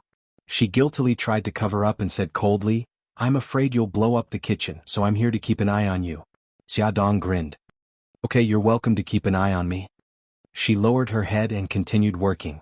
After she finished making the chestnut cream filling, she put it into the floral tape. She cut a hole in the floral tape and squeezed the chestnut cream filling onto the cake. She carefully handled every step and didn't notice that Xiao, who was originally standing at the door to keep an eye on her, had disappeared. Then a glass of fresh lemon juice suddenly appeared near her right hand. She looked down at Xiao by her feet. Xiao pouted and raised her chin coolly. If you blow up the kitchen, you can use this glass of lemon juice to put out the fire. Xiaodong smiled, but she didn't expose him. If the kitchen didn't explode, I would have drunk this glass of lemon juice in order not to waste it. He snorted. That's your business. You don't have to report to me. I'm going out to play. Wait a moment. Xiaodong quickly cut a small piece of cake and put it on a plate. She took a fork and squatted in front of him. Supervisor, the cake is ready. Try it first. The aroma of the freshly baked cake wafted in the air. He, who liked sweets, was immediately attracted by the cake on the plate. However, he was unwilling to show his liking in front of her. He turned his face away and said, I'm still very full. I don't want to eat. It's okay. I'll leave it for now and eat it when you're hungry. Xiaodong put the plate back on the table with a smile. Next, I'm going to make a nice and delicious snack. Purple potato balls. Supervisor, do you want to continue to supervise here? It's none of your business. Xiao said coldly. He didn't even look at her. He straightened his chest and walked out of the kitchen. Xiaodong watched his short figure disappear at the door and smiled bitterly. However, when her gaze landed on the glass of lemon juice, her heart warmed a little. Compared to making chocolate chestnut cake, making purple potato balls was much easier. Purple potato balls were suitable for eating immediately. If they were left for too long, they wouldn't taste good. She only fried a small plate for Xiao's afternoon snack. Then she wrapped the rest of the purple potato dough in plastic wrap and put it in the fridge. She planned to tell the chef to make it for Xiao in the future before she left. Looking at the time, it was only 4 in the afternoon. It was still early. She made a simple salty biscuit, black sesame seaweed biscuit. Finally, she made mango glutinous rice paste and put it in the fridge. When Bailey Han came back from work, it would be ready to eat. It was to repay him for taking care of her when she was sick. After doing all this, Xiaodong washed her hands. She carried the plate of chocolate chestnut cake and freshly squeezed apple juice to the living room. She didn't see Xiao. After thinking about it, she asked the maid to send it upstairs on her behalf. Xiao hated her. If she sent it upstairs, he might refuse. Miss Xia, you're leaving already? Aren't you going to say goodbye to the young master? When Xiaodong packed up and was about to leave, the butler appeared at the right time. No need. I'm just here to see him today. I'm relieved to see that he's getting better. Uncle Li, please take good care of him. After saying the last sentence, Xiaodong felt that she had misspoken. Butler Li would naturally take good care of Xiao. She had no right to ask, so she smiled apologetically. Uncle Li, I didn't mean anything else. I understand, Miss Xia. Uncle Li was a kind person. He smiled kindly and said, I know Miss Xia is sincerely looking out for the young master. The sun is still very hot outside. You should rest for a while before leaving. No, I have to go home to take care of the children. Uncle Li, thank you for your hospitality. Xiaodong was grateful that he deliberately gave her the opportunity to be alone with Xiao. The maid sent the cake and drinks to Xiao's room. He asked expressionlessly, why isn't she coming up? The maid was stunned for a moment before she reacted. Young master, Miss Xia is leaving. Xiao jumped down from the chair and ran to the stairs. He happened to see Xiaodong saying goodbye to the butler and then walking towards the garage under the scorching sun. There was a hint of struggle in his eyes. In the end, he gritted his teeth and ran back to his room without looking back. The cake was soft, fragrant, and sweet. It tasted very good. After eating one piece, he couldn't help but want to eat a second piece. However, the maid refused to cut the cake for him. Young master, Miss Xia instructed before she left that you can't eat too much dessert. Otherwise, you won't be able to eat dinner tonight. Xiao Yi's face darkened and he didn't say anything. Although you can't eat cake anymore, Miss Xia still prepared purple potato balls for you. The maid brought over a small plate of purple potato balls. It was really a very small stack. Xiao Yi counted and there were only 5 in total. After Xiao Yi ate one, his eyes immediately became heart-shaped. It was too delicious. Unfortunately, it was very little. The maid seemed to see his regret. She smiled and said, when Miss Xia left, she had already refrigerated the purple potato balls. If you like them, the chef can make more for you tomorrow. Xiao Yi suddenly pushed the empty plate away and said coldly, Don't mention her in front of me in the future. What was she doing now? Was she trying to make it up to him? Did she think that he would forgive her if she treated him a little better? Bailey Han deliberately got off work early and went home early. However, he still missed Xiaodong, so he was a little upset. The butler observed his expression and took out the mango glutinous rice paste from the fridge. He put it on a snow-white plate and placed it in front of him. "Young master, Miss Xia specially asked me to leave this for you." Bailey Han's lips immediately curled up. He didn't really like sweets, but because she made it, it was full of temptation in his eyes. He picked up a glutinous rice paste and took a small bite. The glutinous rice paste was fragrant and soft, and the sweetness was very light. It wasn't greasy at all, and it was cold to the touch. It spread from his mouth to his stomach. He took a second bite and there was the sweetness of mango. He frowned. "There's mango?" The butler was shocked. "I'm sorry, young master. I didn't know it was mango flavored." Bailey Han said lightly, "It's okay." He took another bite. The butler was so anxious that he stomped his feet. "Young master, you're allergic to mangoes. Don't eat it." Bailey Han acted as if he didn't hear him. He finished the glutinous rice paste in his hand and reached out for the rest on the plate. The butler was so excited that he wanted to snatch the plate, but under his sharp gaze he could only give up on the idea. The butler watched him eat the glutinous rice paste without batting an eyelid, and tears streamed down his face. "It's over, it's over. Young master will definitely be allergic." Bailey Han quickly finished the remaining 3 glutinous rice paste on the plate. As the butler expected, in less than 10 minutes, he had a red rash all over his body, including his face. His lips were swollen and his handsome image was completely ruined. The next day, Xiaodong called the villa. It was the butler who picked up. "Uncle Li, has Xiaoyi recovered from his cold?" The butler sighed. "Young master's illness has recovered, but young master is sick again." Xiaodong was shocked. "What's wrong with Bailey Han?" The butler hesitated for a moment and said, "Young master is allergic to mangoes." Xiaodong immediately thought of the mango glutinous rice paste she made and felt bad. She had done it out of kindness, but she didn't expect that it would harm him. "Is it serious?" "He has a red rash all over his body and it's very itchy. Although he took anti-allergy medicine, the rash still hasn't subsided." Xiaodong felt even more guilty. "Is he at home today?" "Yes, young master can't go to the company in his current state. If young master, who had a red rash and a sausage mouth, went to the company, it would definitely cause a huge uproar. His image as a Prince Charming would be completely ruined." Xiaodong was so ashamed that she couldn't show her face. "Uncle Li, is there anything else he's allergic to or doesn't like? Please let me know." "Young master is allergic to mangoes and peaches. He doesn't like sweets. He's fine with other things, but he has high standards for taste." Young master Bailey's mouth was picky, and this was a well-known fact in the Bailey family. "Okay, I got it. Thank you." Xiaodong was responsible for the trouble she caused. She specially consulted the doctor and spent more than 2 hours making a pot of rock sugar white fungus soup. She specially sent it to Bailey Han's house. When she saw Bailey Han, she almost didn't recognize him. He was wearing a long shirt and trousers to cover the red rash on his body, but the rash on his face was completely exposed. The red and swollen lips had subsided a lot, but he still looked funny, a little like Liang Chaoi's sausage mouth in East Meets West. Attention Hongcha 866.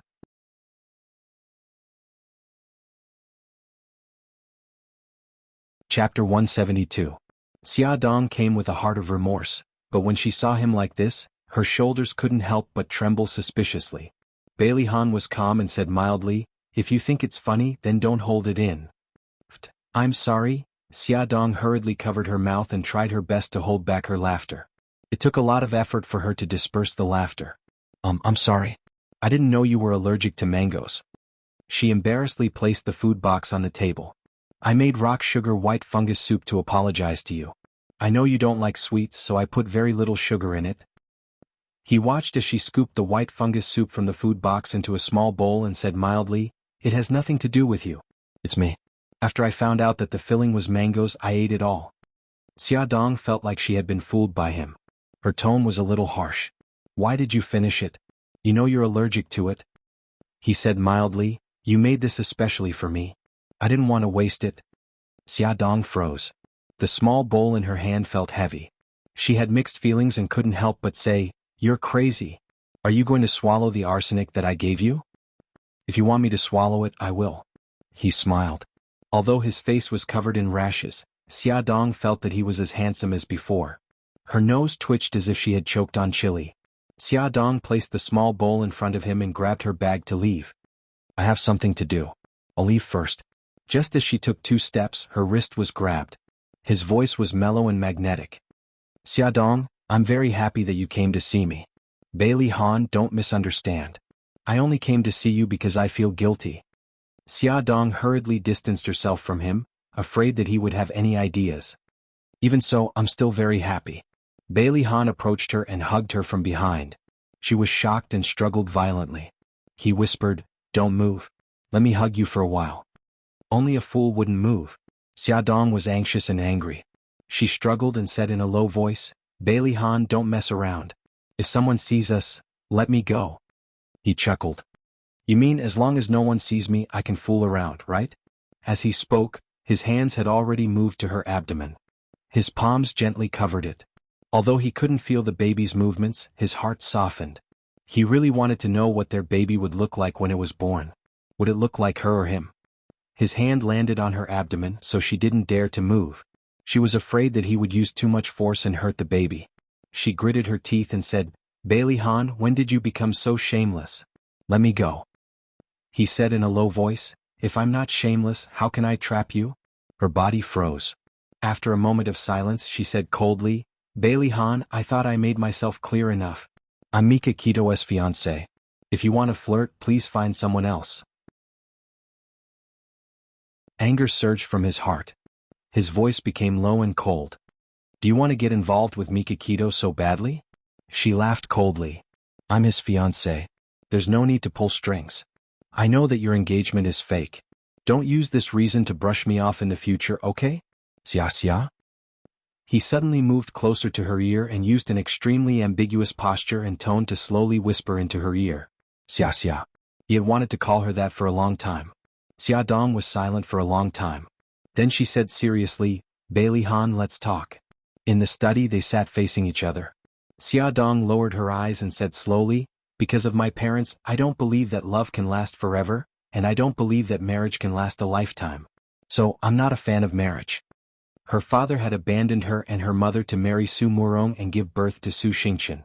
Her mother had set fire to herself and died when she was in the 6th grade of primary school. This was the information that Bailey Han understood.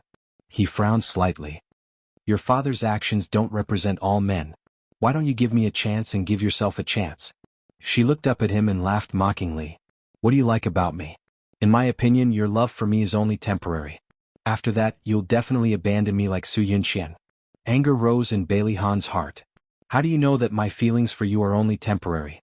How can you be sure that it's my fault for breaking up with Su Yunqian? That I'm fickle in love with the new and hate the old? Alright then, I'll give you a chance to refute. Bailey Han's pupils suddenly shrank. He didn't want to publicize Su Yunqian's wrongdoings, but at the same time he didn't want to be misunderstood by her. After deliberating over his words he said, I used to love Yunqian deeply, but she's become more and more unrecognizable to me. Some of her actions hurt the people I care about and destroyed my trust in her. Xiaodong sneered. Then I'll congratulate you. Soon, you'll realize that the real me is not the same person as what you think and what you see on the surface. I'm also good at pretending and I'll hurt the people you care about. When that time comes, you'll abandon me without hesitation. Bailey Han blurted out, That's different. Her gaze was sharp. How is it different? He was speechless for a moment and didn't know how to answer. She laughed mockingly. See, you're not sure either, Bailey Han. You can't give me a long-term love and marriage. Putting aside your own factors, your family won't accept me first. Bailey's family hated her to the core. How could they agree to him marrying her? This was a fact that should have been made clear to him earlier so that he would give up on the idea. His face was gloomy as if he was thinking but also as if he was angry. She got up to leave but he didn't ask her to stay. When she reached the door of the study, he suddenly said, Xiaodong, the only person I want to grow old with now is you. Her back was facing him and her heart trembled. An inexplicable emotion surrounded her, but she didn't turn around. She walked out of the study and out of the villa. The house was empty. She didn't meet anyone and she didn't see Xiaoyi either. She didn't know why but her heart felt a little empty. Xiaodong reflected on herself. During this period of time she had been too close to Bailey Han, but she didn't expect trouble to come knocking on her door so quickly. The next day, old madam knocked on her door with a gloomy face. Xiao Bao could tell that something was wrong. Worried that her mother would be taken advantage of, the first thing she did after returning to her room was to call Bailey Han and inform him. Then she hid at the living room door to eavesdrop. "You went to Ahan's villa yesterday and the day before." Old madam went straight to the point. "You seem to have turned a deaf ear to my words and never took them to heart." Xia Dong said mildly, "I'm sorry. It's my fault this time. It won't happen again." Old madam's expression was ugly. "Xia Dong, you know that I don't want an apology. I want action. Back then, you and I signed an agreement that if we had a boy, he would be raised by the Bailey family, and if we had a girl, you would take her away. You were the one who played tricks and escaped to Japan. Ahan also got into a car accident because of you and almost lost his life. Forget it. I don't want to be calculative with you over these past events. Back then, when I brought Xiao Yi back to the Bailey family, you promised me that you wouldn't get close to Xiao Yi and that you wouldn't come back to disturb Ahan's life. You kept going back on your word, and I can't trust you anymore." Xia Dong's heart tightened. "What happened to Bailey Han's car accident?" Old madam snorted coldly. "Wasn't it because you didn't want to give the child to the Bailey family and escape to Japan? Ahan got into a car accident on the way to the airport to chase after you." Xia Dong's heart sank. She really didn't expect that Bailey Han's car accident was because of her. "I'm sorry, I really didn't know." Xia Dong murmured painfully. "I didn't leave because I didn't want to give the child to the Bailey family. I left because I don't want to know the reason." Old madam interrupted her. "I won't believe anything you say anymore. Xia Dong, I'll give you 1 month. I want you to get married to Mika Kito within this month and break Ahan's heart. If you don't get married, I'll take away Xiao Yi's inheritance rights and send him to England. He won't be allowed to step into the Bailey family's door for the rest of his life. I won't let you and your son see each other for the rest of your life. You can't treat Xiao Yi like this. He's also a descendant of the Bailey family. Our Bailey family needs obedient and loyal descendants. We don't need a descendant with a lowly mother like you." Xia Dong felt like her heart was being cut by a knife. She thought old madam loved Xiao Yi very much, but she didn't expect her to be so selfish. "If you marry Mika Kito and Gigai and cut off all contact with Ahan and Xiao Yi will still be my precious great-grandson and will have the absolute inheritance rights of the family. Xia Dong, as his mother, all you can give him is scandal and humiliation. Don't you think about his future?" Old madam seemed to be speaking earnestly, but in fact, every word she said was trampling on Xia Dong's self-esteem. She was already full of guilt towards Xiao Yi, so she could only give him what she thought was best from a mother's point of view. Xia Dong closed her eyes and said, "Okay, I agree to your conditions. However, you have to promise me that no matter who Bailey Han marries in the future or how many children he has, you can't mistreat Xiao Yi because you favor them." Old madam said coldly, "Of course. If you don't exist, Xiao Yi will always be my most beloved great-grandson." As their negotiation came to an end, the doorbell suddenly rang. Xia Dong didn't expect Bailey Han to suddenly appear. His allergic symptoms had subsided and he had regained his usual handsome face. However, at this moment, his expression was serious and anxious. He put his hands on her shoulders and asked nervously, "Are you okay?" Old madam heard the sound and walked over from the living room. She snorted coldly and said, "What can happen to her? Why did you suddenly come here?" She looked at Xia Dong suspiciously. "Did you inform him?" Beauty novel Hongcha 866.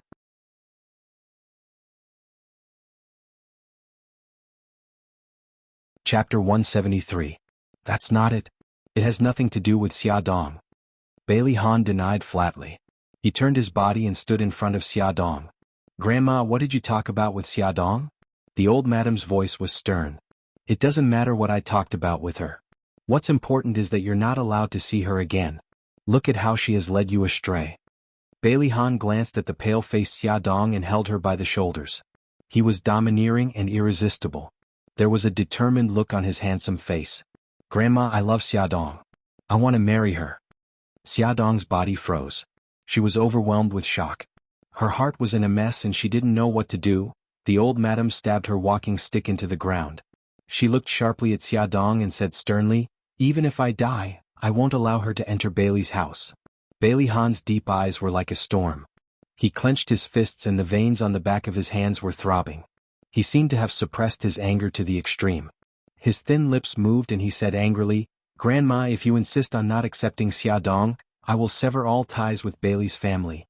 She wants to marry me, not Bailey's family. Xia Dong turned her head abruptly and stared at him in disbelief.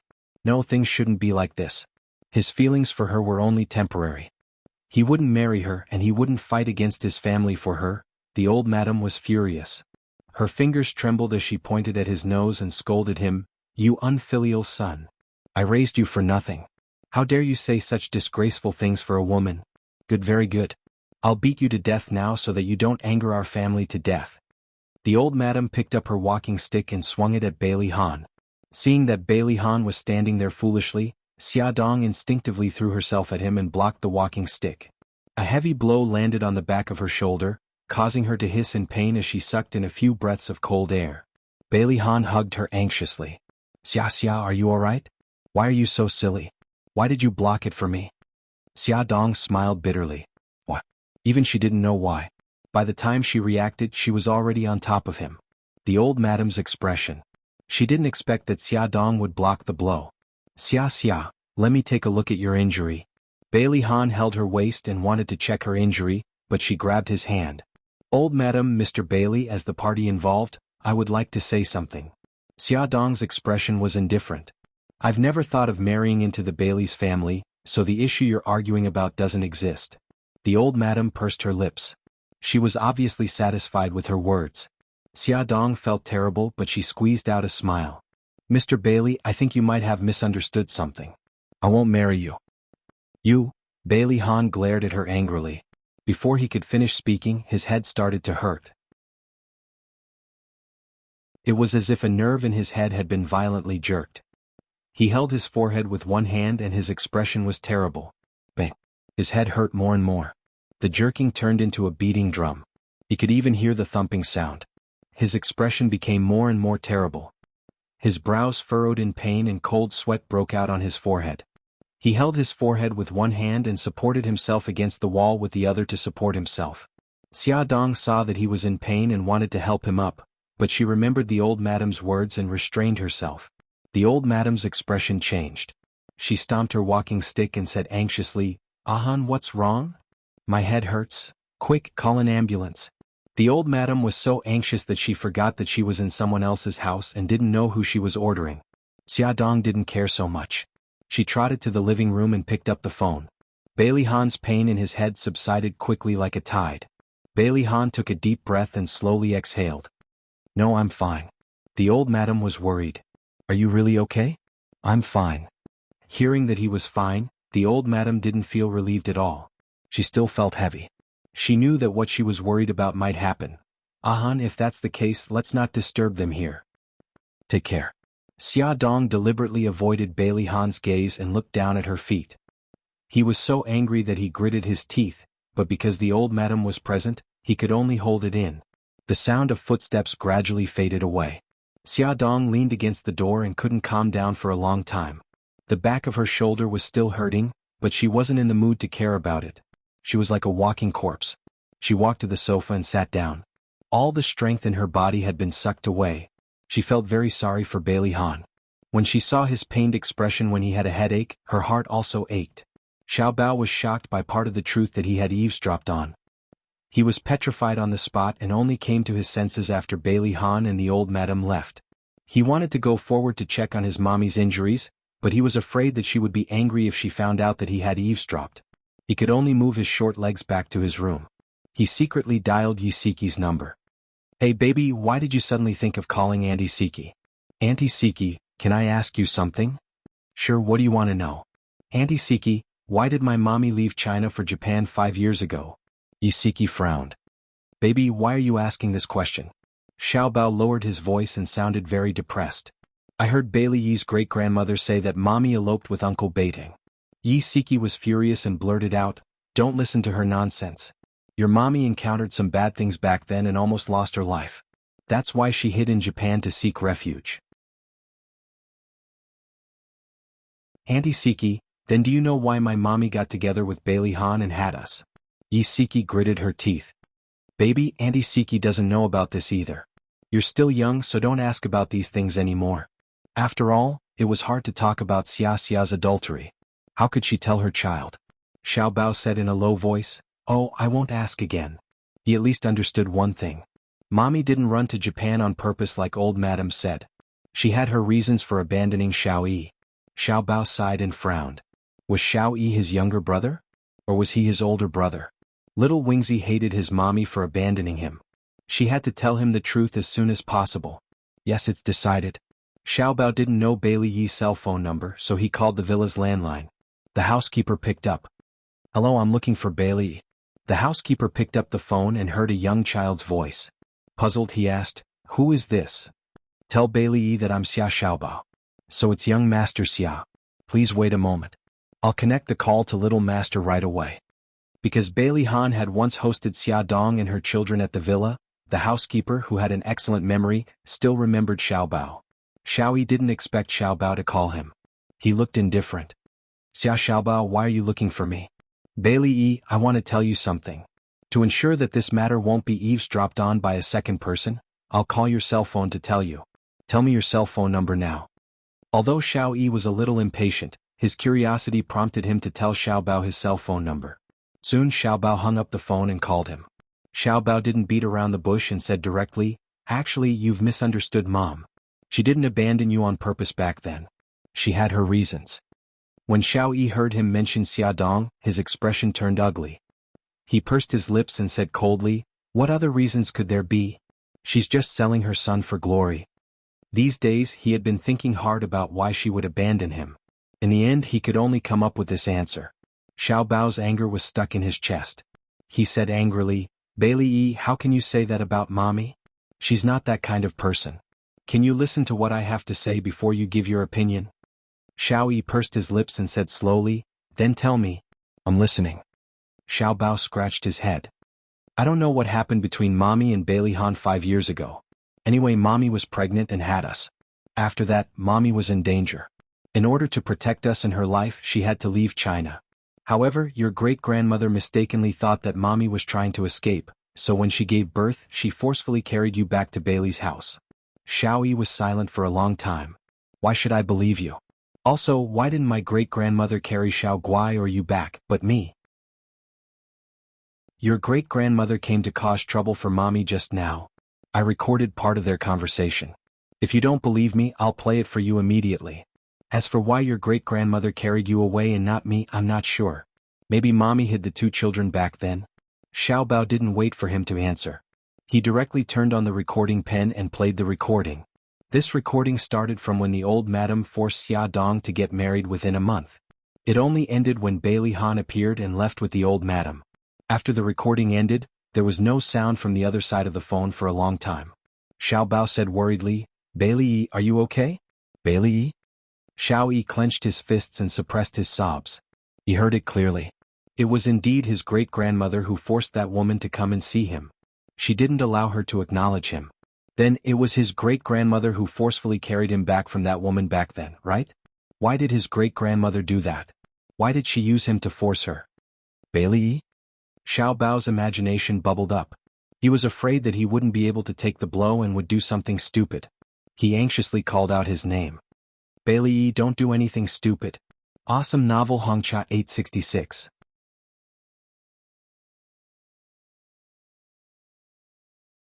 Chapter 174. Xiao Yi bit his lip, wiped the tears from the corners of his eyes and said fiercely, What kind of stupid thing could I do? Let me tell you, Xia Xiaobao, even if we're brothers, I'll still be the older brother. Xiao Bao was stunned, then suddenly grinned and said proudly, That's not necessarily true. You'll have to ask Mommy to find out.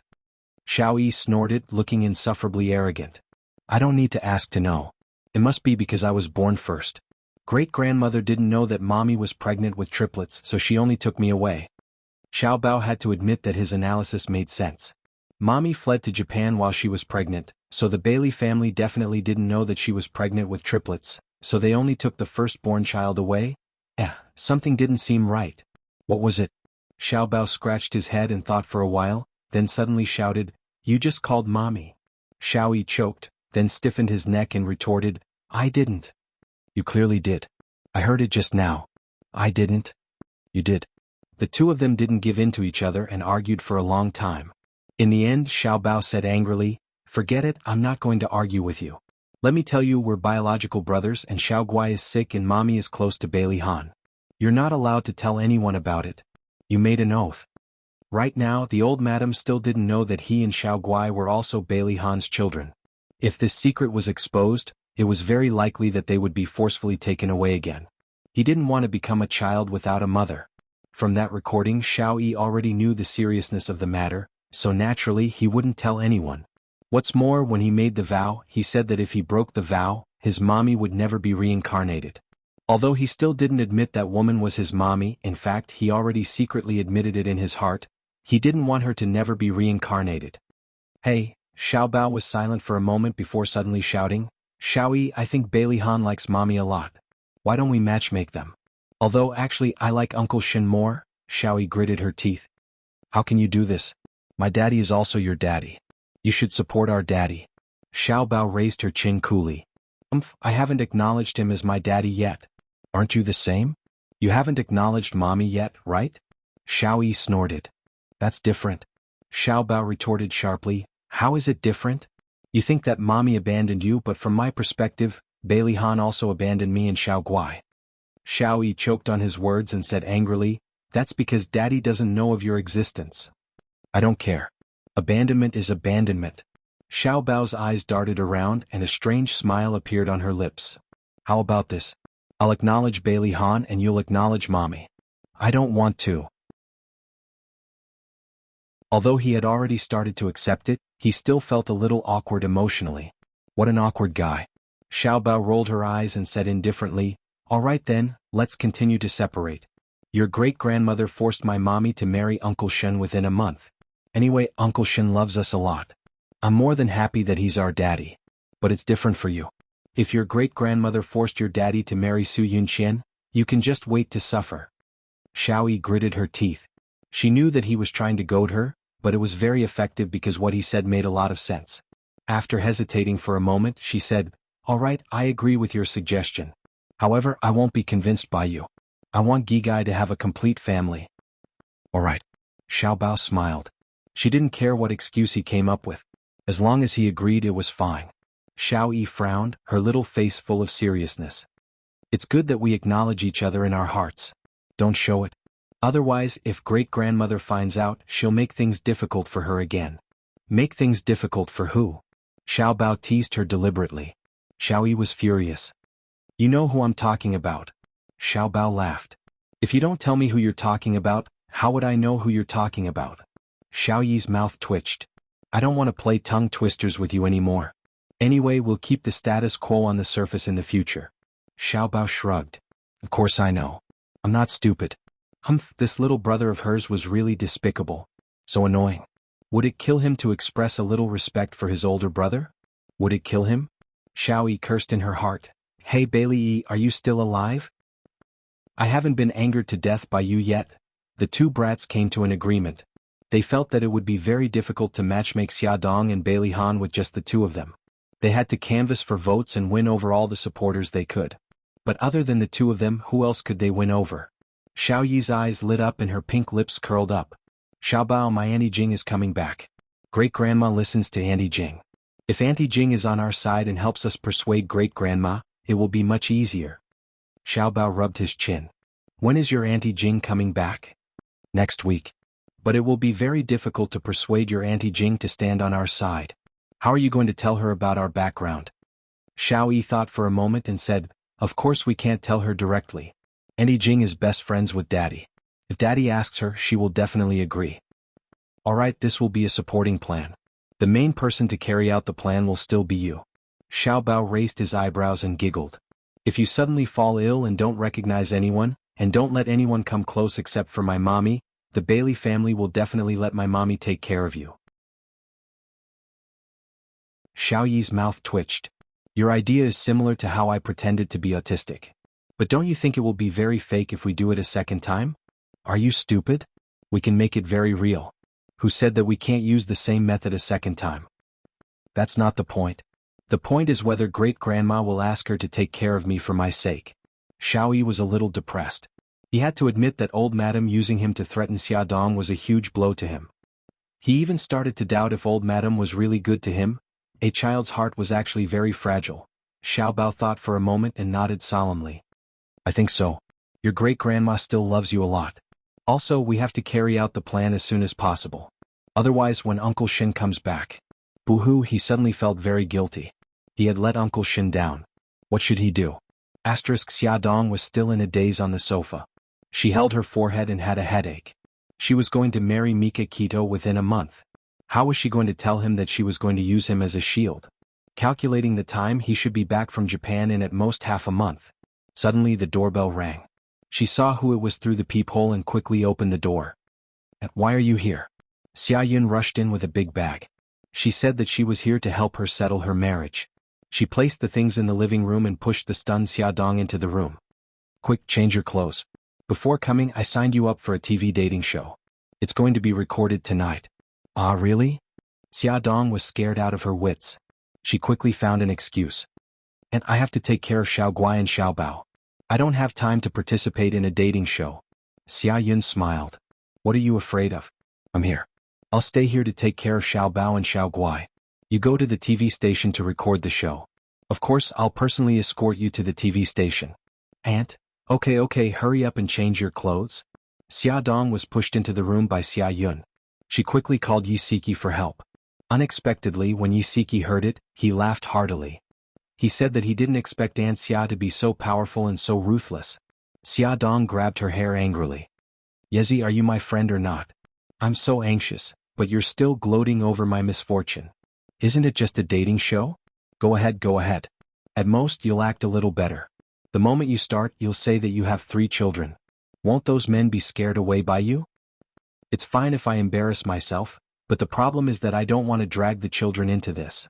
Xia Dong sighed. Think about it. This show is for the whole city. If people find out that I'm Xiaobao and Xiaoguai's mother, they'll laugh at them. That's true. Then let's do it this way. Try to reduce your presence as much as possible so that people won't notice you. If there are unlucky guys who bump into you, politely decline and say that the two of you aren't compatible. Xia Dong suddenly had an idea. Yezi, I suddenly thought of something. Okay, I won't talk to you anymore. I'm going to talk to my aunt. Xia Yun was tidying up the fridge and putting in the vegetables and fruits that she had bought. Xia Dong looked at her busy figure and felt a little guilty. Coincidentally, her aunt turned around and urged her, Why haven't you changed? Hurry up. I'll accompany you to the beauty salon later. Xia Dong made up her mind. She gritted her teeth and said, Aunt, I can't go on the dating show. Xia Yun was stunned. What? Aunt, although Mika Kito and I have a fake engagement, the media basically knows about it. Think about it. If I go on the dating show with such fanfare, what will the media think? Xia Yun slapped her thigh. How could I forget about this? Forget it. I'll call the TV station now and tell them that you won't be going. She quickly called the TV station and said a lot of good things. Xia, you don't have to go on the dating show, but you must go on the blind date. Xia Yun had another trick up her sleeve. She took out a stack of photos and placed them in front of Xia Dong. Come. Take a look. Auntie Li specially picked these for you. The Auntie Li that Xia Yun mentioned opened a matchmaking agency and had a lot of information on unmarried men and women. Beauty novels, Hongcha 866.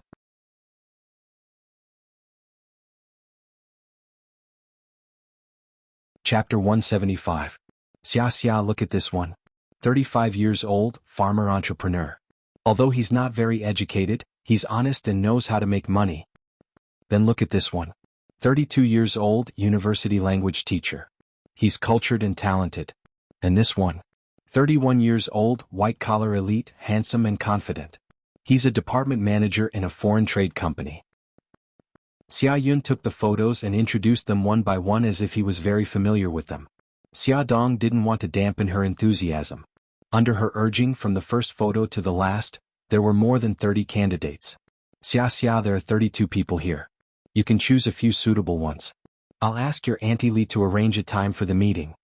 Xia Dong rubbed her eyebrows. Aunt, do I really have to choose? Xia Yun raised her eyebrows. Of course. Why else would I spend so much effort? Okay then. Xia Dong took the photos and looked at them carefully. During the process of choosing, she suddenly had an idea. Since she didn't want to use Brother Shin as a shield, she might as well find someone to fake a marriage. Anyway, old madam only wanted her to get married. It shouldn't be a big deal to change the marriage partner. Suddenly she had a chance. Xia Dong selected carefully. In the end, she eliminated a few men who were particularly good, leaving behind 5 men who looked especially honest and easy to communicate with. And I've chosen. It's them. Xia Yun took the photos and looked at them carefully. These 5 men were not the best overall, but they were not bad. She was quite satisfied and said, Xia, I'll ask your Auntie Li to arrange it quickly. You should buy a few more clothes and dress yourself up in the next 2 days. Xia Dong smiled and said, okay. Xia Yun was impatient and didn't wait until she got home. She directly contacted Xia Dong's old friend and asked her to help arrange a meeting between the 5 men and Xia Dong. Coincidentally, one of the 5 ladies happened to be on leave today and had time. He asked Auntie Li to help him arrange a blind date.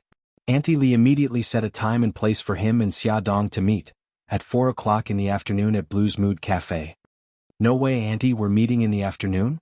She was not mentally prepared at all. The earlier we meet, the earlier we make a decision. The earlier I marry you off, the earlier I can be at ease. Alright, I got it. I'll leave Xiao Bao and Xiao Guai in your care then. After lunch, Xia Dong was chased into her room by Xia Yun. Xia Yun told her to put on makeup and change her clothes. Xia Dong was in such a hurry. She tried out one outfit after another, matching shoes and bags. Her movements were so loud that even Xiao Bao and Xiao Guai knew about it. The 2 little guys squeezed into her room to watch the fun. Xiao Guai said in a childish voice, Mommy, Great Aunt said that you're going on a blind date. What about Uncle Shin? Oh, and Uncle Bailey, he also wants to marry you. Suddenly hearing Bailey Han's name, Xia Dong's heart skipped a beat. She actually felt flustered. She knocked on her daughter's forehead to cover it up. What nonsense are you talking about? Go back to your room and take a nap. Otherwise Mommy will be angry. Xiao Guai stuck out her tongue. Alright Mommy, don't be angry. I'll go and rest now. After coaxing one little guy away, there was still another. Xiao Bao crossed his arms and puffed up his cheeks.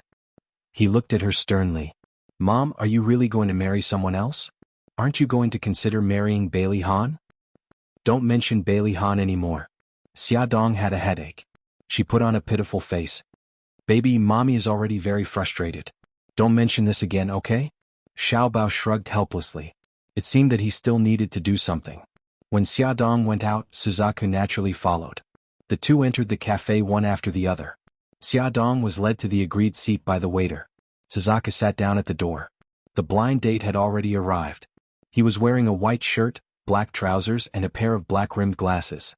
He couldn't be considered handsome, but his facial features were regular and he looked simple and honest. The man stood up and politely said, Miss Xia? I'm Zhou Zijian. Hello, Mr. Zhou. Xia Dong politely reached out to shake his hand. Zhou Zijian smiled gently and handed over a menu. Xia Dong glanced at it briefly and ordered a cup of fresh orange juice. Ever since she became pregnant, she hadn't drunk coffee or tea. A cup of fresh orange juice and a cup of cappuccino. Zhou Zijian returned the menu to the waiter. Miss Xia, what do you do for a living? Before the drinks were served, Zhou Zijian took the initiative to speak. Xia Dong smiled. I used to be a fashion magazine editor. Now I'm idle at home. The smile on Zhou Zijian's face disappeared as he calmly said, I'm more in favor of equality between men and women. I also support my wife to have her own career. I feel that women should first be financially independent. Only then will they be more confident in their relationships. The waiter brought the orange juice and drinks. Xia Dong took a sip of the orange juice and smiled faintly. You're right. I also feel that women should have their own careers. Zhou Zijian nodded. May I ask if Miss Xia has any plans for her future? Xia Dong's slender fingers tapped on the table. Mr. Zhou, actually, I'm not here for a blind date. I'm here to discuss a business deal. Zhou Zijian frowned. What do you mean? Xia Dong smiled. Let's get married. Zhou Zijian was stunned. Before he could answer, a black figure rushed over like a gust of wind. A cold voice exploded beside them. I don't agree. Xia Dong was stunned. She raised her head and looked to the side of the coffee table. Bailey Han's handsome and tall figure stood in front of her. His exquisite and perfect features were filled with anger. His dark eyes were as sharp as a hawk's. Why are you here? If I didn't come, how would I know that you're on a blind date and that you're planning to marry this man? Bailey Han was furious.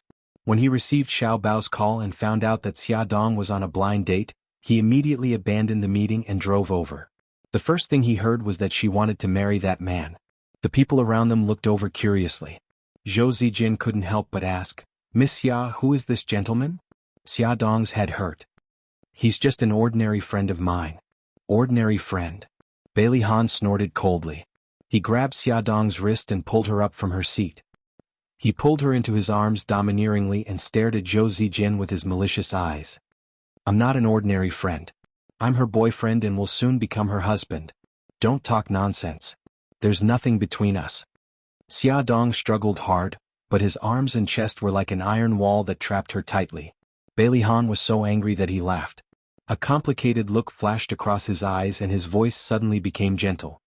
"Baby, stop fooling around.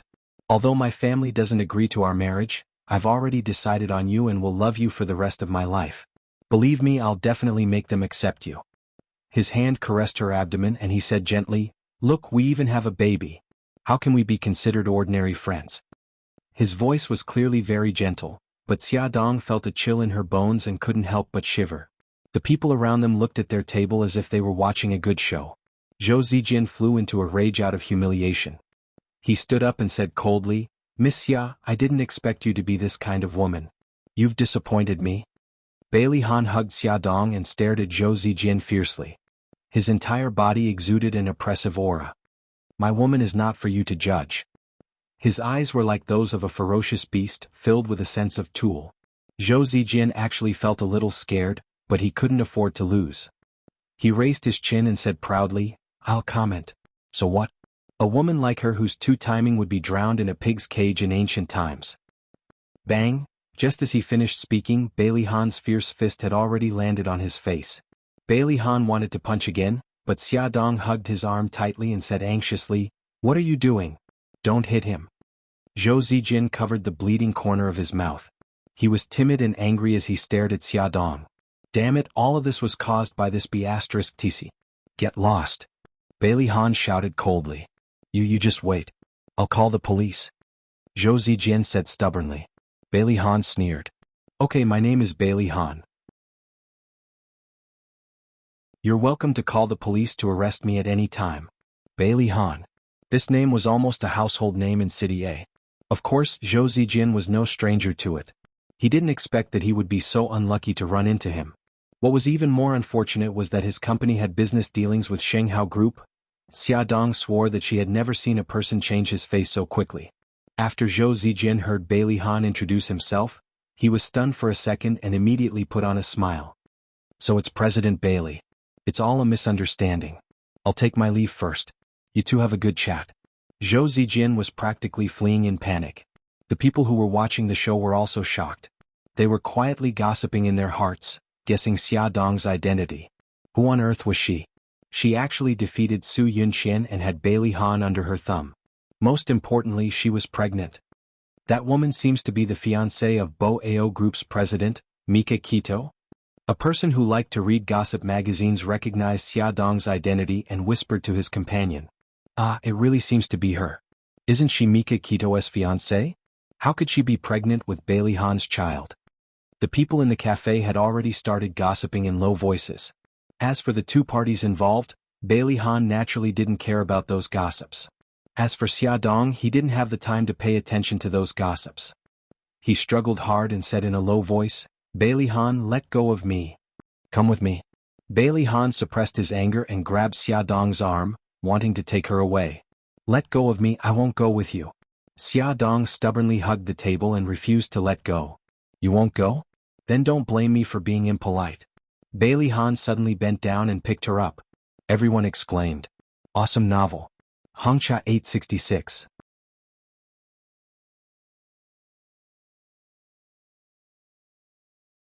Chapter 176. Bailey Han carried Xia Dong and strode out of the cafe under everyone's watchful eyes. Suzaka followed. Before he opened the car door, Suzaka blocked him and said coldly, "Bailey Han, let go of Xia Dong." There were too many people in the cafe just now, so it was inconvenient for her to make a move. But now she didn't care so much. Bailey Han sneered, "If you have the ability, beat my bodyguard first." As soon as he finished speaking, a cold-faced man in a black suit suddenly appeared in front of them. Bailey Han said coldly, "Do Bing, stop her." Suzaku suddenly attacked Bailey Han with her palm. Bailey Han carried Xiaodong and dodged to the side. Suzaku was tall, but her movements were extremely agile. She rushed in front of Suzaku like lightning and entangled her attack. Bailey Han let them fight to the death and carried Xiaodong to the front passenger seat. The moment he got into the car, Xiaodong wanted to escape. Unexpectedly, Du Bing, who was fighting with Suzaku, pressed her back against the car door as if she had eyes on the back of her head. Xiaodong couldn't push the door open no matter how hard she tried. The car started quickly. Xiaodong gave up the idea of escaping and stared at Bailey Han gloomily. "Where are you taking me?" "You'll know soon." They sped all the way. When they arrived at the destination, Xiaodong looked up and almost vomited blood. There was a sign hanging on the door of the building with the words City A Civil Affairs Bureau written on it. What was going on? Was she hallucinating? Bailey Han dragged Xiaodong's handbag over and took out her ID card from her wallet. He grabbed her arm and said, "Get out of the car." "No, I don't want to." Xiaodong hugged the car door tightly. "Bailey Han, are you crazy?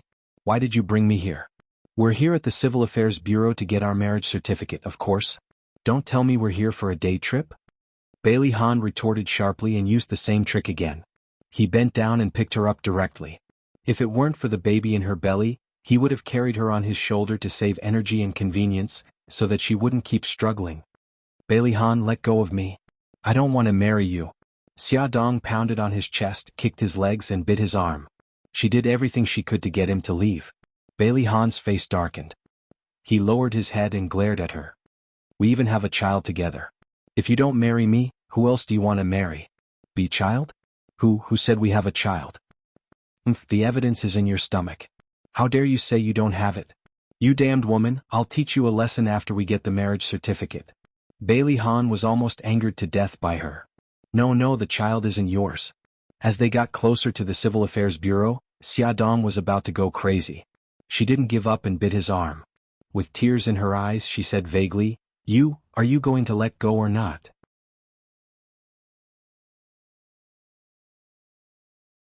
"Bailey Han, you scoundrel, I hate you to death." After getting into the car and regaining her freedom, Xiaodong screamed and pounced on Bailey Han angrily. She bit his arm. That fierce bite caused blood to flow. Bailey Han gritted his teeth, but he did not make a sound. The taste of blood in her mouth stimulated Xiaodong's brain. She finally regained a trace of rationality. She loosened her teeth and glared at him with extreme hatred.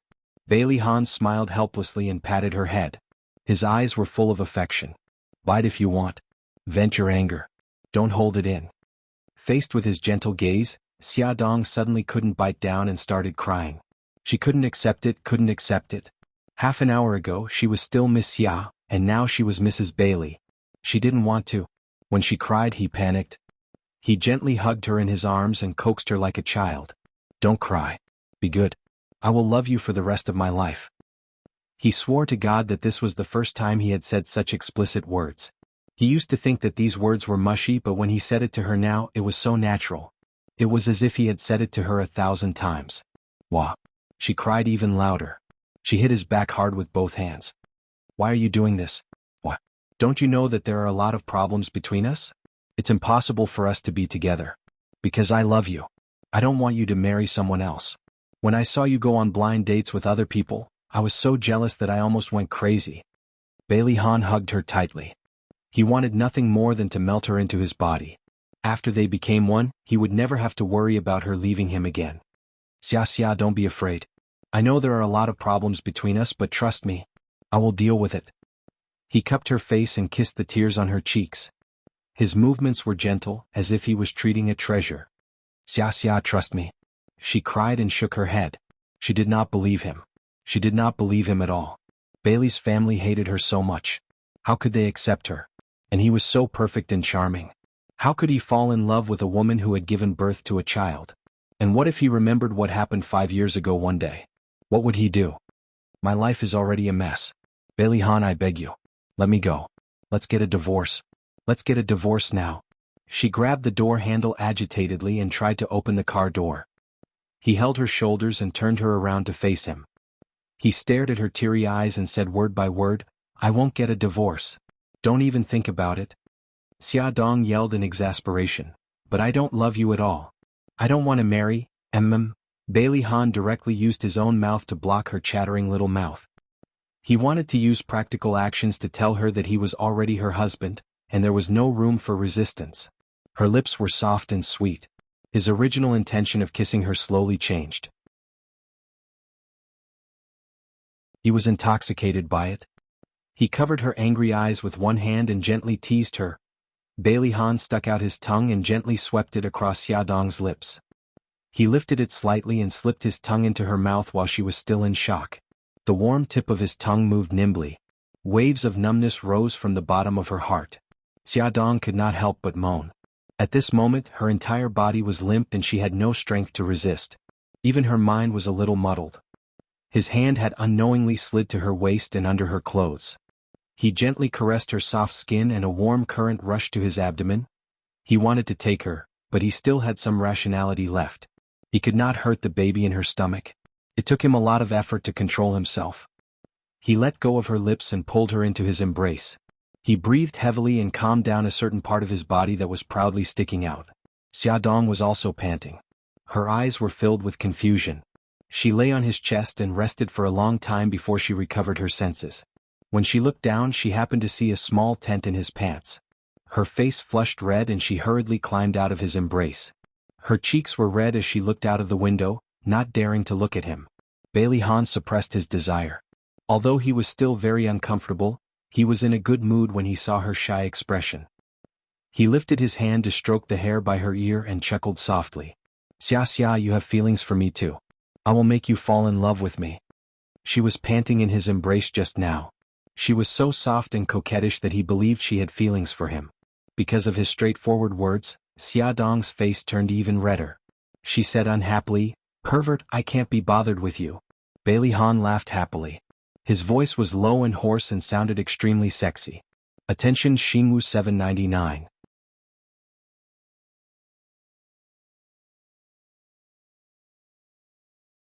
Chapter 177. The car had been on the road for half an hour. The ambiguity in the air had dissipated and Xiaodong had returned to normal. She coughed and asked, "How did you get my household register?" Han smirked. "It's a secret." When he had the idea of getting the marriage certificate, he had mentioned it to Xiaobao. Unexpectedly, not only did the little rascal not object, she even strongly supported it and even sent Xiaodong's household register to him. He couldn't help but wonder when the little rascal had become so kind. Xiaodong rolled her eyes. "You don't have to tell me. You must have come to my house and stolen it." Han's smirk deepened, but he didn't explain. He couldn't betray the little rascal.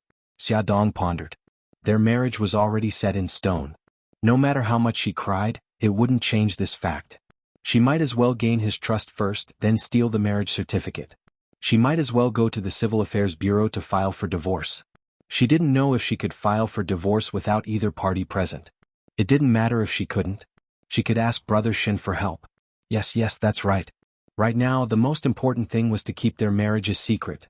Xiaodong rolled her eyes and said, Han, I want to discuss something with you." Han frowned and was unhappy. "Xiaxia, we're already married. Do you still have to call me by such a stiff title?" Xiaodong had something to discuss with him, so she naturally lowered her attitude. "Then I'll call you Ahan like your family." Han's lips curved. "Call me hubby." "No." Xiaodong resisted firmly. He snorted. "I'm in a bad mood right now. I don't want to discuss anything." Okay, hubby," Xiaodong said the last two words after holding it in for a long time. She had goosebumps all over her body. "That's nice.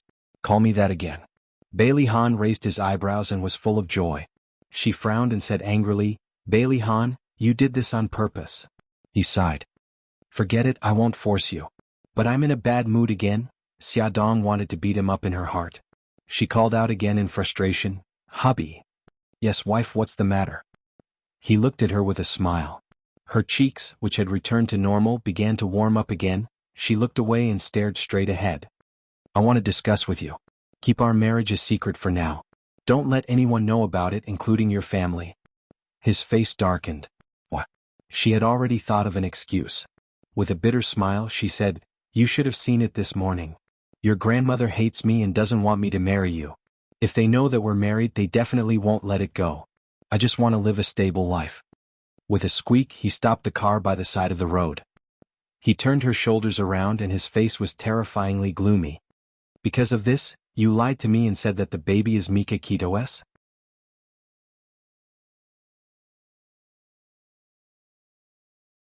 No.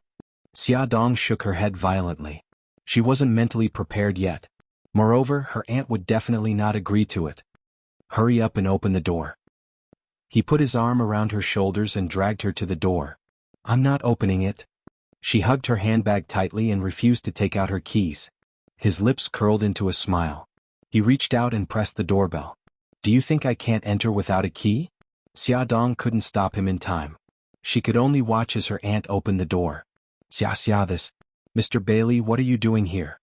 Xiaoyun looked at the two people at the door in surprise. Bailey Han even placed his hand on Xiaodong's shoulder. Bailey Han said calmly, Aunt Xiaxia and I have good news for you. Xiaoyun thought she had misheard. Her lips twitched and she forced an ugly smile. What's the matter? Come in and talk. In the living room, Xiao Guai and Xiao Bao were curled up on the sofa watching cartoons. Mommy, Uncle Bailey. Xiao Guai blinked. Mommy and Uncle Bailey both had strange expressions on their faces.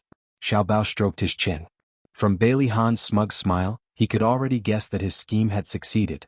Bailey Han smiled and patted Xiao Guai's head. He then patted Xiao Bao's little shoulder like the head of the family. Xiao Bao, Xiao Guai, Uncle has something to discuss. Can you go back to your room first? Okay, the two children eagerly entered the room. Xiaodong hung her head dejectedly like a defeated rooster. Bailey Han secretly held her hand. The smile on his face had disappeared. He looked at Xiaoyun seriously and said, Aunt Xiaxia and I are married. What? Xiaoyun was so excited that she almost jumped up from the sofa. Married? When did this happen? Just now. We went to the Civil Affairs Bureau to get our marriage certificate. Xiaoyun took a while to recover from the huge shock. I don't believe it. Show me your marriage certificate.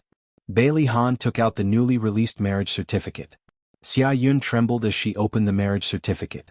Although Xiaodong's expression in the photo was twisted and her movements were stiff, and there seemed to be someone holding her back and head, this was indeed a marriage certificate. A genuine marriage certificate. Xiaodong's eyes lit up when she saw the marriage certificate. She really wanted to pounce on it and snatch it. Xiaoyun looked at it carefully 3 times. In the end, her eyes rolled back and she fainted on the sofa. Aunt, Xiaodong frantically pinched Xiaoyun's philtrum. Bailey Han took an ice cube and put it on her forehead. After a few minutes, Xiaoyun slowly woke up. The first thing she said was, divorce. Go and get a divorce now. Bailey Han said faintly, the Civil Affairs Bureau is closed now. Then go tomorrow. We have to get a divorce anyway. Aunt Xiaxia and I are already married. I won't agree to a divorce. Xiaoyun removed the ice cube from her forehead and sat up. Mr. Bailey, don't call me aunt. I don't deserve it. Xiaxia and you are from 2 different worlds. You are not suitable for each other. Xiaodong hurriedly said, Bailey Han, my aunt doesn't agree to it either. Let's get a divorce. Her voice became softer and softer because she noticed that Bailey Han's expression had turned very ugly.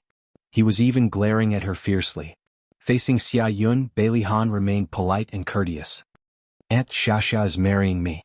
I won't let her suffer any grievances. Xiaoyun sighed. Bailey Han, let me ask you. What do you like about Xiaxia? Bailey Han pursed his lips and said slowly, I don't know. When I realized that I had fallen in love with her, I was already willing to give up my life for her. Xiaodong's heart trembled. She recalled how he had knocked her head and made her bleed. Xiaoyun was stunned. After a moment of silence, she shook her head. Even if you're sincere about her, I can't agree to it. Xiaxia is a very simple person. She's not suitable for your family. Besides, your family won't accept her. If the outside world finds out, it will cause a huge uproar. The one who will be hurt is Xiaxia. You know Xia's situation. She has to raise 2 children by herself. It's already very hard for her. She doesn't have the energy to deal with those troublesome things. If you really love her, then don't hurt her.